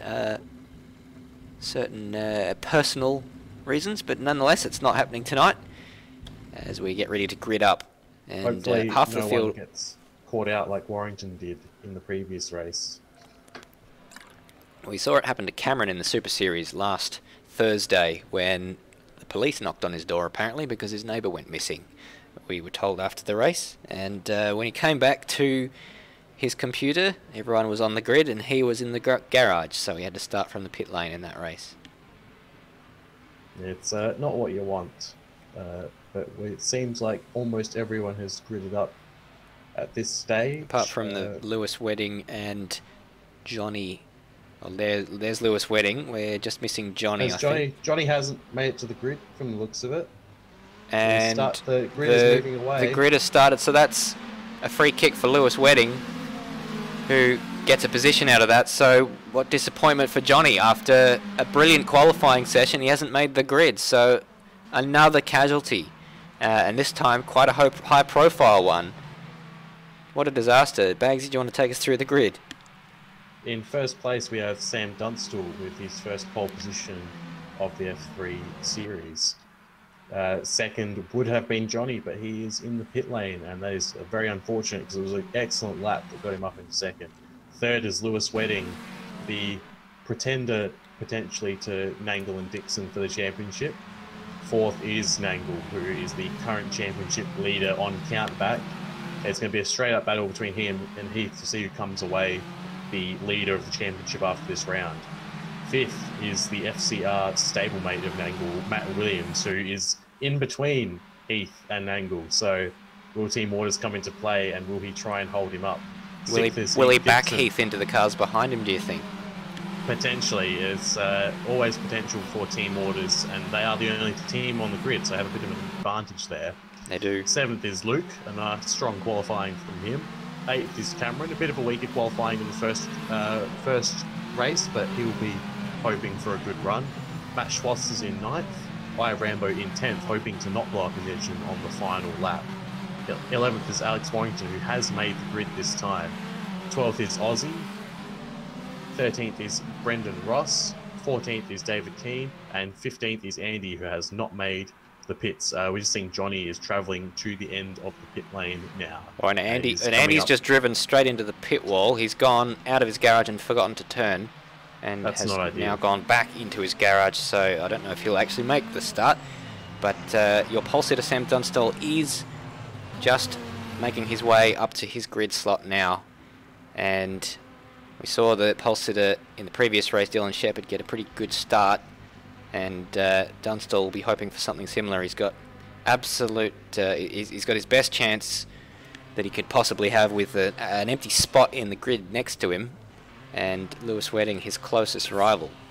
So we're about to go green here for race 2 of the penultimate round of the F3 season. And we are green, and it is a good start from Sam Dunstall. Looks like Lewis Wedding is getting swamped by the FCR cars. On either side goes Nangle and Matt Williams, and behind them is Scruff. So Lewis Wedding losing nearly 2 positions. He's given up on that one easily. And he obviously just wants to keep the car alive. He knows he's got the pace to get through the FCR cars. And what a start from Canal Racing. Excellently pronounced. We're just seeing Johnny and Andy have left the pit lane behind the field, so they will be coming onto the tail of the field fairly quickly. At the front, Sam Dunstall had the dream start. He didn't have something. Williams. Matt Williams is dropped to the back almost. What has happened there? He's rejoined. I wondered if it was an engine issue. I thought he was going wide. I was waiting for the timers to tell whether... Oh no, we're having lag issues at the back. Oh, and there's a collision there with Cameron. He's lost his rear wing. And someone into the back of him. We're going to try and see a replay there. So it's all kicking off at the beginning of this race. And who was it who crashed into him? I think it was... I can't tell who that Matt was. Williams has spun coming into corkscrew and lost his front wing. So we won't catch that replay, unfortunately, because there's too much to follow right at this stage of the race. But what a dramatic start. So Greg Nangle up into 2nd place with Lewis Wedding down in 3rd place. Sam Dunstall is your race leader from pole position, and Heath Dickson in 4th. Yeah, so Nangle, his rear gunner is gone almost immediately, wide in the 3rd corner, and then off going into corkscrew. And it seems like Cameron is stuck up at corkscrew without his rear wing. Matt Williams is limping his way back to the pits. In the field, the biggest mover was Alex Warrington. He gained 4 places in all that carnage off the start. So some high-profile casualties at the beginning of this race, Cameron and Williams, and what disappointment for them after what was a promising start to the race for the FCR guys. Greg Nangle, as you mentioned, all on his own, but he now looks like he might have the pace as Sam Dunstall makes a mistake on turn number 6 there, going into the corkscrew, and Greg Nangle's going to be ahead, but sends it deep. Does Dunstall gets the position back? They were side by side on the way to the corkscrew, and that was going to be nervous moments for the Farker now. It's very difficult to say that very quickly, and Matt Williams has got a penalty. FCR is probably... Yeah, I've been trying, I was saying it too quickly. But nonetheless, Williams will be very happy with me pronouncing that in a way that he intends us to. But all the advantage now that Greg Nangle had on Sam Dunstall is gone. Well, he closes up an enormous amount under braking, and Lewis Wedding being brought back into the fight. So your top 3 all in the same picture there. Lewis Wedding recovering from a poor start. They're gapping Heath Dickson remarkably quickly as well, so not good for Heath Dickson's championship challenge, having the 2 people in front of him being his main rivals and having them disappearing off into the distance. Well, his main hope at this stage is that they collide with each other, and Heath Dickson comes through to claim those 2 positions by virtue of them coming together. But I think if I was Greg Nangle, I wouldn't be too worried about fighting Lewis Wedding too much. If he does have a look down the inside, I'd just give up the position and let Lewis Wedding take it, because Lewis Wedding needs to win this race, and where he is now isn't going to be good enough moving forwards to open an account in terms of the championship fight. Yeah, it's but you know, Greg Nangle would be happy if he can eliminate Wedding from the championship fight here, because that's one less thing he'd have to worry about going into the final rounds. So that's true. And these are all races. They'd still want to win all the time. And we saw Brenton Hobson in the Super Series as someone coming out of the pit lane. I believe that must be the other FCR car. So going a lap down, what a disappointing set of circumstances, and that provides an interesting opportunity for us, because he's going to come out and rejoin the track ahead of Heath Dickson, and albeit he should give Heath Dickson the position quite easily with blue flags once Heath catches up to him, but I don't know, maybe stick ahead of him for 1 or 2 corners. He could cause Heath a little bit of a headache, but Heath is now a little bit alone in 4th place. Luke's starting to drop off the back of him at this stage of the race. Yeah, just an update on Cameron, who lost his rear wing on the first lap. He's now a lap down. He's come out of the pits with a nice shiny new rear wing. Matt Williams, as we saw, also a lap down now. We also had Aussie retire during the first 2 laps, and Andy as well did not make it any further than the first lap. Well, this is a tantalising prospect as Lewis Wedding goes wide of the penultimate corner. This race for first place, the top 3 aren't necessarily that close. None of them are close enough to have a move on one another, but it just looks like it could ignite very quickly indeed, given the pace that these guys are running. It could all end in tears. Sam Dunstall's just in it for the win. Sorry to cut across you there. Sam Dunstall's in it for the win, but the other 2 have championship aspirations. Yeah, speaking of, we've got the live championship points at the moment. If positions end the way as they are, Greg Nangle would be leading on 125 points. Heath Dickson would be 2nd on 121, and Lewis Wedding would be 3rd on 90 points. It's looking pretty good for Greg Nangle at the moment, but he can't afford a slip-up. If he does have a single mistake, and it's very easy to go straight into the wall in this circuit and end your race prematurely, and there are no points for a DNF in Formula 3. So they climb down the corkscrew once again for the 5th time this race, 20th time overall. And Dunstall seems pretty comfortable at the front at the moment, if I'll be honest. He's slowly, ever so slowly pulling away, potentially, and he doesn't seem fazed by having the current championship leader behind him. Yeah, Lewis doesn't seem to be making an impression up there in 3rd place. If anything, he's maybe dropping back a bit. On the previous lap, he was 5 tenths slower than Nangle and Dunstall, who incidentally both set the exact same lap time. But Sam Dunstall set it first, so it is the fastest lap of the race. Does it work that he gets the fastest lap, or do they share it if neither sets a faster lap? Well, in the case of the live races timing screen that we're looking at, it's given the purple lap to Sam Dunstall, and Greg Nangle's is a slightly darker green colour. So I suppose, I mean, that's the way it works in qualifying. I know if you've set the fastest lap first, then you get the chocolates for it. But anyway, little apropos of nothing. Indeed. Just Heath Dickson's gone a bit wide and he's dropping time to the front runners, but behind him, the battle for 5th is pretty big. We've got Luke, Rambo. Rambo's actually just overtaken Luke, who made a mistake. And Johnny has made his way up to 7th already, which is quite good considering he started from the pit lane. But the battle for 5th is between 4 people, Rambo, Luke, Johnny and Alex Warrington. Well, Heath Dickson will be happy that Johnny started from the pit lane because he seems to have the pace.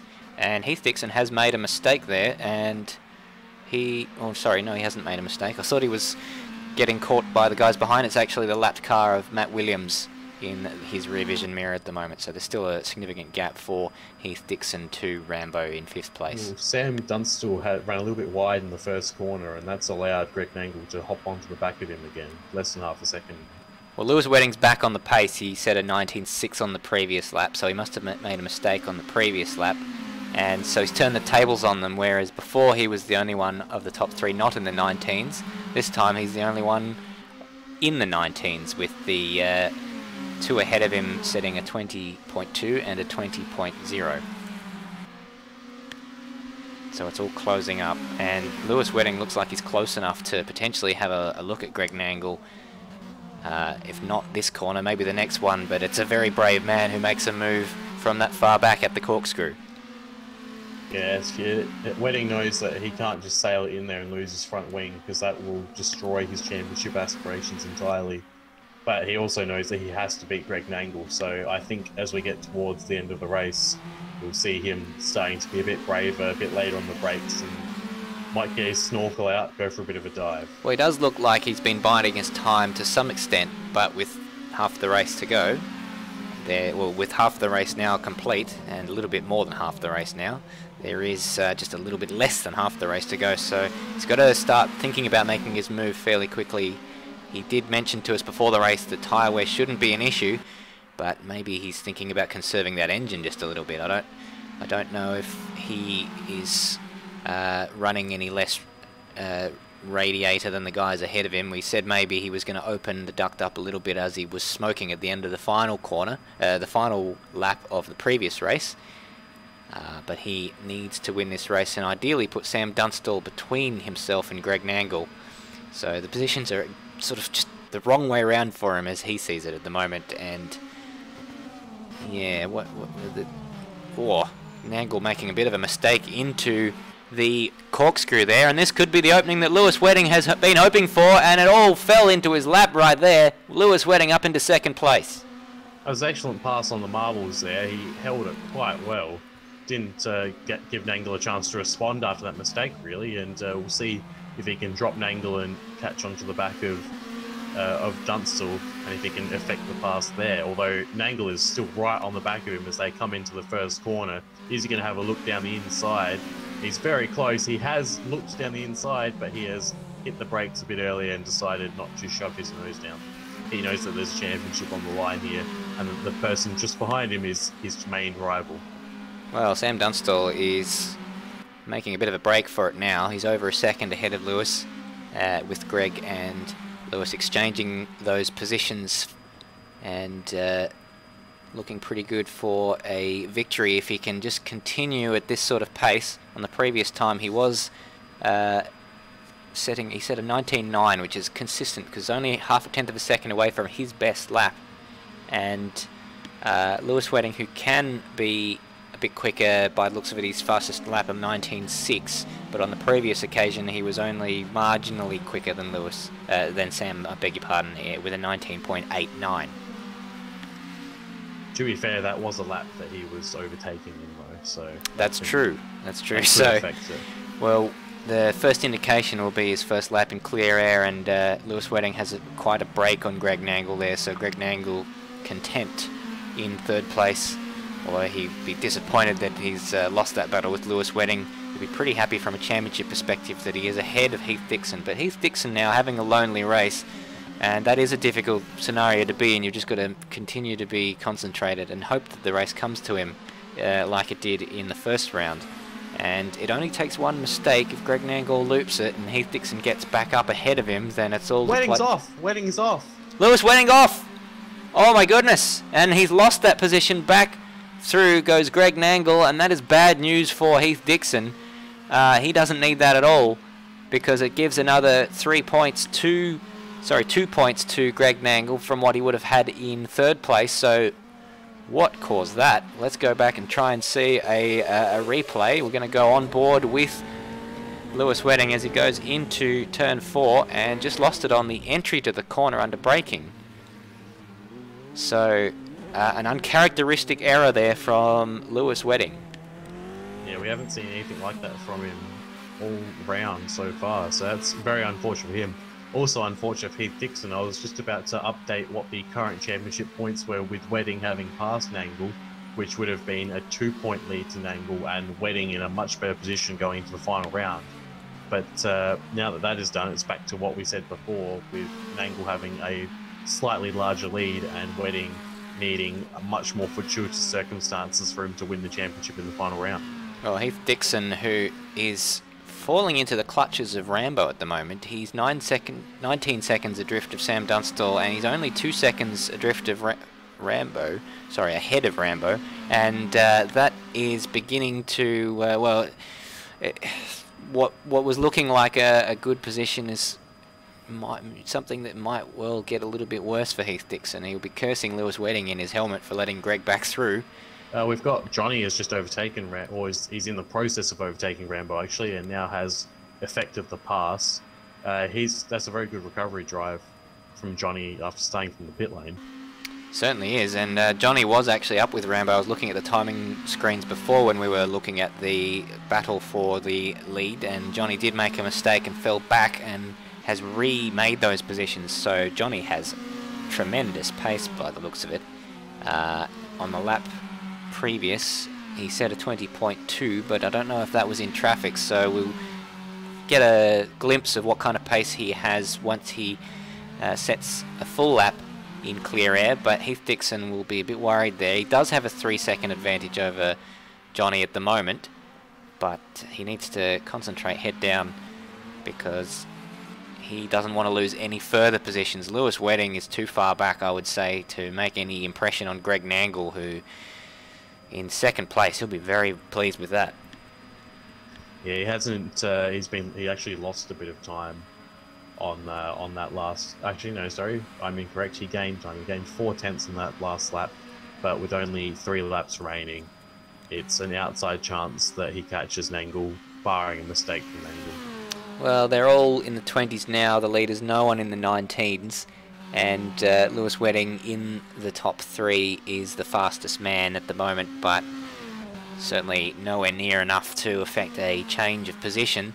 Sam Dunstall looks pretty comfortable out in front. That gap's been hovering around about that 2.5 to 3 second region for some time. In fact, Sam's just pulled a bit of time out of Greg Nangle. I don't know if that's because of a mistake from Nangle or whether Dunstall's just stepped the pace up a little, but barring any calamitous situation for Sam Dunstall, he should be pretty comfortable for the win from here, and he'll become a race winner in Formula 3 if he can keep this going, and that would mean that we'd have the first time in this championship a different winner in the second race of a round, which has gone to the same driver in each round for the previous 3 rounds, with Dickson winning the first 2 races, Lewis winning the second 2 races, and Nangle winning the third 2 races. Sorry, just that. Johnny was. Matt Williams has blown his engine. Sorry. Oh, it's gone again. That's unfortunate for Matt Williams. Johnny was coming up to very close to Heath Dickson and putting a significant amount of pressure on him, but unfortunately spun coming out the final corner. And we're seeing that a lot. The heat off Heath Dickson. Yeah, Johnny's been yo-yoing up and down. He makes time up rapidly and then loses it all with the position spinning. So Rambo finds himself now in the same position he was in the first race before his engine blew up. So he'll be probably he'll be thinking about nursing that engine just a little bit, maybe short shifting here and there, and not slamming it down the gearbox so rapidly. Although he does have to think Johnny will probably catch him again by the end of the race, so he can't be too conservative. And Heath Dickson in 4th place, just waiting for the race to come to him. He has too much of a gap to the guys behind to apply any pressure to them, but he's close enough to capitalise if they have a significant spin.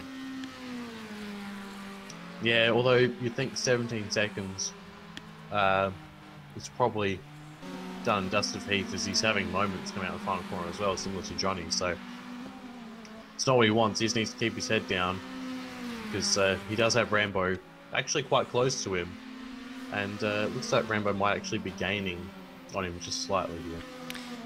Well, it would be Heath's worst round of the championship so far if he was to finish where he is now, because he's managed to get podiums in the preceding 3 races, 3 rounds rather, 6 races. Opened his account with 2 wins in Santa Cruz, and in the second round at Silverstone finished 3rd and 4th, and albeit a bad start at Brands Hatch with 6th place, came second to back that up. And that means that tonight will be the first time he's off the podium in the Formula 3 series.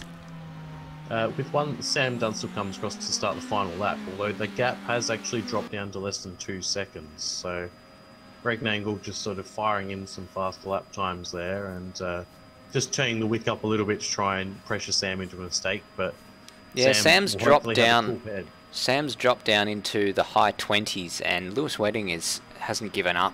Actually, he's hoping the guys ahead of him will make a mistake, because he's gone back down into the 19s, and that's pretty good on fairly old tyres. He did say the wear was low, but he said a 19.7 on the previous lap, which is only a 10th off his best in this race, and a 19.8 on the lap before that. So he's just banging out the quick laps and hoping that he forces the guys ahead to make a mistake. Johnny's gotten right into the back of Rambo now as well. And he's close enough to make a move if Rambo makes the slightest error. We are on the final lap of this race, so we'll keep an eye on that to see where the leaders are, just coming through the corkscrew right now. And hopefully, if there is a move for 5th and 6th place, that we catch that. But we have to rejoin Sam Dunstall as he comes around the penultimate corner. He's going to be a race winner if he can just keep it clean for one more corner. Greg Nangle will be pretty happy with 2nd place. It'll consolidate his championship position quite a bit. But Sam Dunstall, your race winner, and Greg Nangle 2nd, with Lewis Wedding unable to do anything about them in 3rd place, finishes 5 seconds back. And we rejoin this battle with Rambo as Heath Dickson makes his way through the final sector. And so far, it's still Rambo in 5th place, but he does take to the grass there. Johnny's not close enough to capitalise, though. As they come into the final corner, will Johnny send it up the inside? He does not. He tucks back in behind. Oh, he Bottased it. He gave... and he's going to spin it on the final corner. He's recovered that, but Rambo will take 5th place. A fantastic position for him. He deserved 5th place in the first race, but unfortunately DNF'd late on, and that means that Rambo finishes 5th, and Johnny with a roller coaster of fortunes tonight finishes in 6th place. Luke is your 7th place finisher, and David Keane is 8th ahead of Matt Schwass. That was a close finish between those two. Yeah, And battled right up to the final corner, those two did. high rate of attrition tonight. We just had the 10 finishes with 5 people DNFing, and a lot of points go begging there. Yeah, it's not what you want. It's especially since this series does. Yeah, if you DNF, you do not get points. So it's a big impact if you DNF. As Wedding has found out, with 2 DNFs, he has missed out on several points. We got someone in the YouTube chat suggesting, I think this is what is called Herb Dog Tillybones, but I think he's saying that he is Andy, and suggesting had an NBN connection failure, so that was the reason for his DNF. We saw him not making the grid at the beginning of the race. It's unfortunate for him. It's not what you want. But it's one of those things that happens with an online series. Indeed. Also in the YouTube chat, I'll just we've got someone called, and forgive me if I mispronounce this, Gileo Gerperas, asking how he can participate. If you go onto the Facebook page, the Automobilista Australia Facebook page, join us there, and all the information for joining in these races is up on there. So obviously this Facebook group starting at the beginning of this year and growing exponentially now with well over 200 members, so all and sundry welcome. So Greg Nangle takes over the lead of the championship with 2 second places tonight. Couldn't really have gone much better for him, short of winning both races. But as Bagzy mentioned, he goes out to a 125 point, not a 125 point lead, but he has 125 points, which means that he leads Heath Dickson by 4 points. And Lewis Wedding with continuing his run of either getting no points or finishing 1st or 3rd. He backed up his first win in the first round with in the first race with a 3rd place finish tonight. Lewis, are you with us? Yep. Just didn't go your way, that one. We saw that you were angry in qualifying, by smashing your car into the wall when you had the pace for the pole lap, but just came unstuck in the final corner, and the race itself didn't really go much better than that. Yeah, it come down to the final turn in qualifying, and I was up by, I would have probably pipped it by about 1/10 of a second, and then just completely bowled it, braked a little bit too late, and ran wide and didn't get there. And then got an absolutely terrible start. I can't start these things, but yeah, got a terrible start, and then made my way back up to third. It was side by side with Matt going into 3 or 4, and I just wanted to put the pressure on. I didn't want to dive him or anything like that, and he ran wide. So I hope there wasn't lag and it pushed him off. But we were on my screen anyway, a little bit apart. And then after that, pressured Greg, got past him because he made a slight mistake, and then I was a little bit faster than Sam, but just the nature of the track, if you're not a second a lap faster, you're not going to pass anybody because the straight isn't quite long enough unless you're running, low downforce, which hurts you a bit here.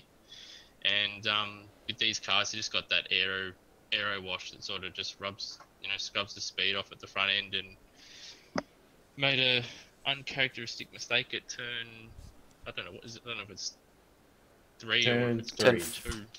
Yeah, it was turn 4, wasn't it? The right? Was it the second right-hander or the first right-hander? It was the first of the right-handers. The first anyway. right-hander. Yeah. Hadn't made a mistake there all race, and that was that. And then just made some, because these cars make changes on the fly. Just had problems with a little bit of understeer, so I just wiped up and clicked up some rear only roll bar, and the car was okay towards the end of the race, and I was gaining on the guys in front, but it was just too big of a gap, and that was that really.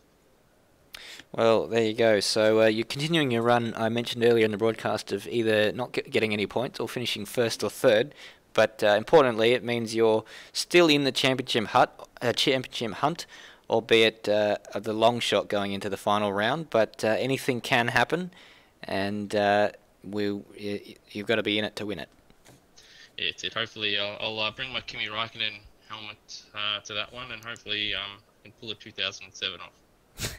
Excellent. Well, congratulations anyway on the first race win, and we've also got a few others joining us. Scruff, we saw you had a good start in that race, but apart from the start, there wasn't really much to be happy about for you. Yeah, there's turn 4 or 5, wherever it was with Lewis, that was just on the dirty part of the track and didn't have any grip, and off I went. Then going up into the braking zone for the corkscrew, I got caught out by someone braking a lot earlier than I expected and went into the back of them, and that was about it really. I had a bit of damage for the rest of the race, and whenever I turned left, the car was just getting really unsettled, so that's why I went off about 400 times coming back down the hill.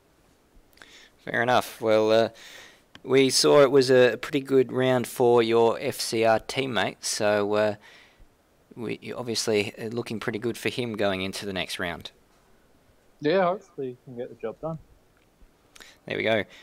Thank you for joining us there, Scruff. And we saw Rambo as well have your best result in the Formula 3 series with 5th place, and what should have been 5th place in the first race as well, albeit for an engine failure. Yeah, that was a big surprise for me because I thought I was pretty consistent, but either it was too hard on the gears going down or up, and it was really a big disappointment. So I was happy to recoup the same position in the second race. Bit scary at the start though with the lag and the cars disappearing all around me, and I'm not sure if I made some contact there when just everyone reappeared all of a sudden. But apart from that, the second race was consistent, and Johnny had a few spins around me. I'm not sure if you guys saw that. Yeah, we saw it seemed to be a bit of a yo-yoing affair with him catching up at a huge rate of knots, then spinning it, losing all the time he gained, and then doing it all over again. Yes, yeah. It was one of my better performances. I never really raced this track, so it was just more, I guess, just having a break, I guess, since I've been running these things for probably less than a month ago. But yeah, overall, pretty happy with the result. Well, very good, very warm congratulations for you with finally getting that result. So thanks for joining us as well, Rambo. And Cameron, your first race in the Formula 3s. You seem to have the pace, but quite a few things went wrong for you today. Yeah, it's a bit unfortunate again. I mean, obviously I knew I wasn't going to have the pace, but I mean, it was fun to jump in and sort of be in the midfield there and be dicing and that. And I was looking forward to that second race as well, because I thought would probably have a bit better hold on the car, but obviously that lag spike and coming out of the corner we'll call the bomb hole, because the other word isn't appropriate for YouTube, but yeah, I had that big lag spike, and then so Heathy disappeared, and then he come back, and I'm like, oh, hang on, what's going on here? And then everyone just disappeared, so I've lifted off, obviously, because I don't want to go flat into a left corner.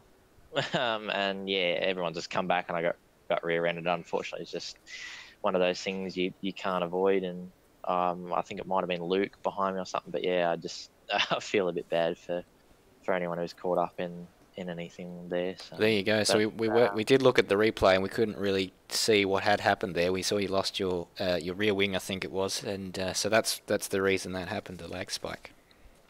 Yeah, it's quite a big one, surprisingly. So yeah, but yeah, looking forward to the next round. I think I'm going to be in this and the Super Series, so it'd be good for the rest at the end of those championships. Well, we echo your sentiments there, with the championship coming down to its final round in Albert Park next week. Bagzy, closing thoughts? Just going into the final round, all Greg Nangle needs to do is win a race, basically, and he should be, well, not necessarily, but he can follow on results. Yeah, he can just follow Heath Dickson home. If he wins the first race, he'll be fine as long as he comes second. But really, either of them can win the championship going into the final race. Wedding is a very outside chance. There's 40 points left on offer, and he is 35 points behind Greg Nangle. So, yeah, he'll need them to either not finish or finish very low down to really have any chance. Yeah, to put that into perspective, at 5 points is what 11th place pays. So if Greg gets 11th or better in one of those two races, then he will stop Lewis Wedding from overtaking him in the championship. But obviously, he still has to think about Heath Dickson. Yeah, of course. It's probably a lost cause for Wedding, but stranger things have certainly happened, and who knows what will happen with Nangle and Dickson in the next race. They might come together in both races. Who knows? It'd be a very serious own goal by both of them, but we'll see what happens. Well, stranger things have happened when championships are at stake. We'll now have a bit of a look at the upcoming round. Speaking of championships being decided, there's a very good chance that the Super Series will be decided on Thursday, the 7th of June, the 9th round of that one coming to you from Imola next week. So Brenton Hobson looking like he's the goods to wrap up that one on Thursday, after he finally broke his hoodoo after a bit of a drought in the Super Series, winning in Phillip Island in the week just gone. And after that is the GT3s on Sunday, the 10th of June, coming to you from Sebring. That championship is one that Lewis Wedding seems to have control of. And then the Super Series comes back the week afterwards. Again, the Supercars on a bit of a hiatus as the real-life Supercars has a break. And round 10 of the Super Series coming to you from Silverstone.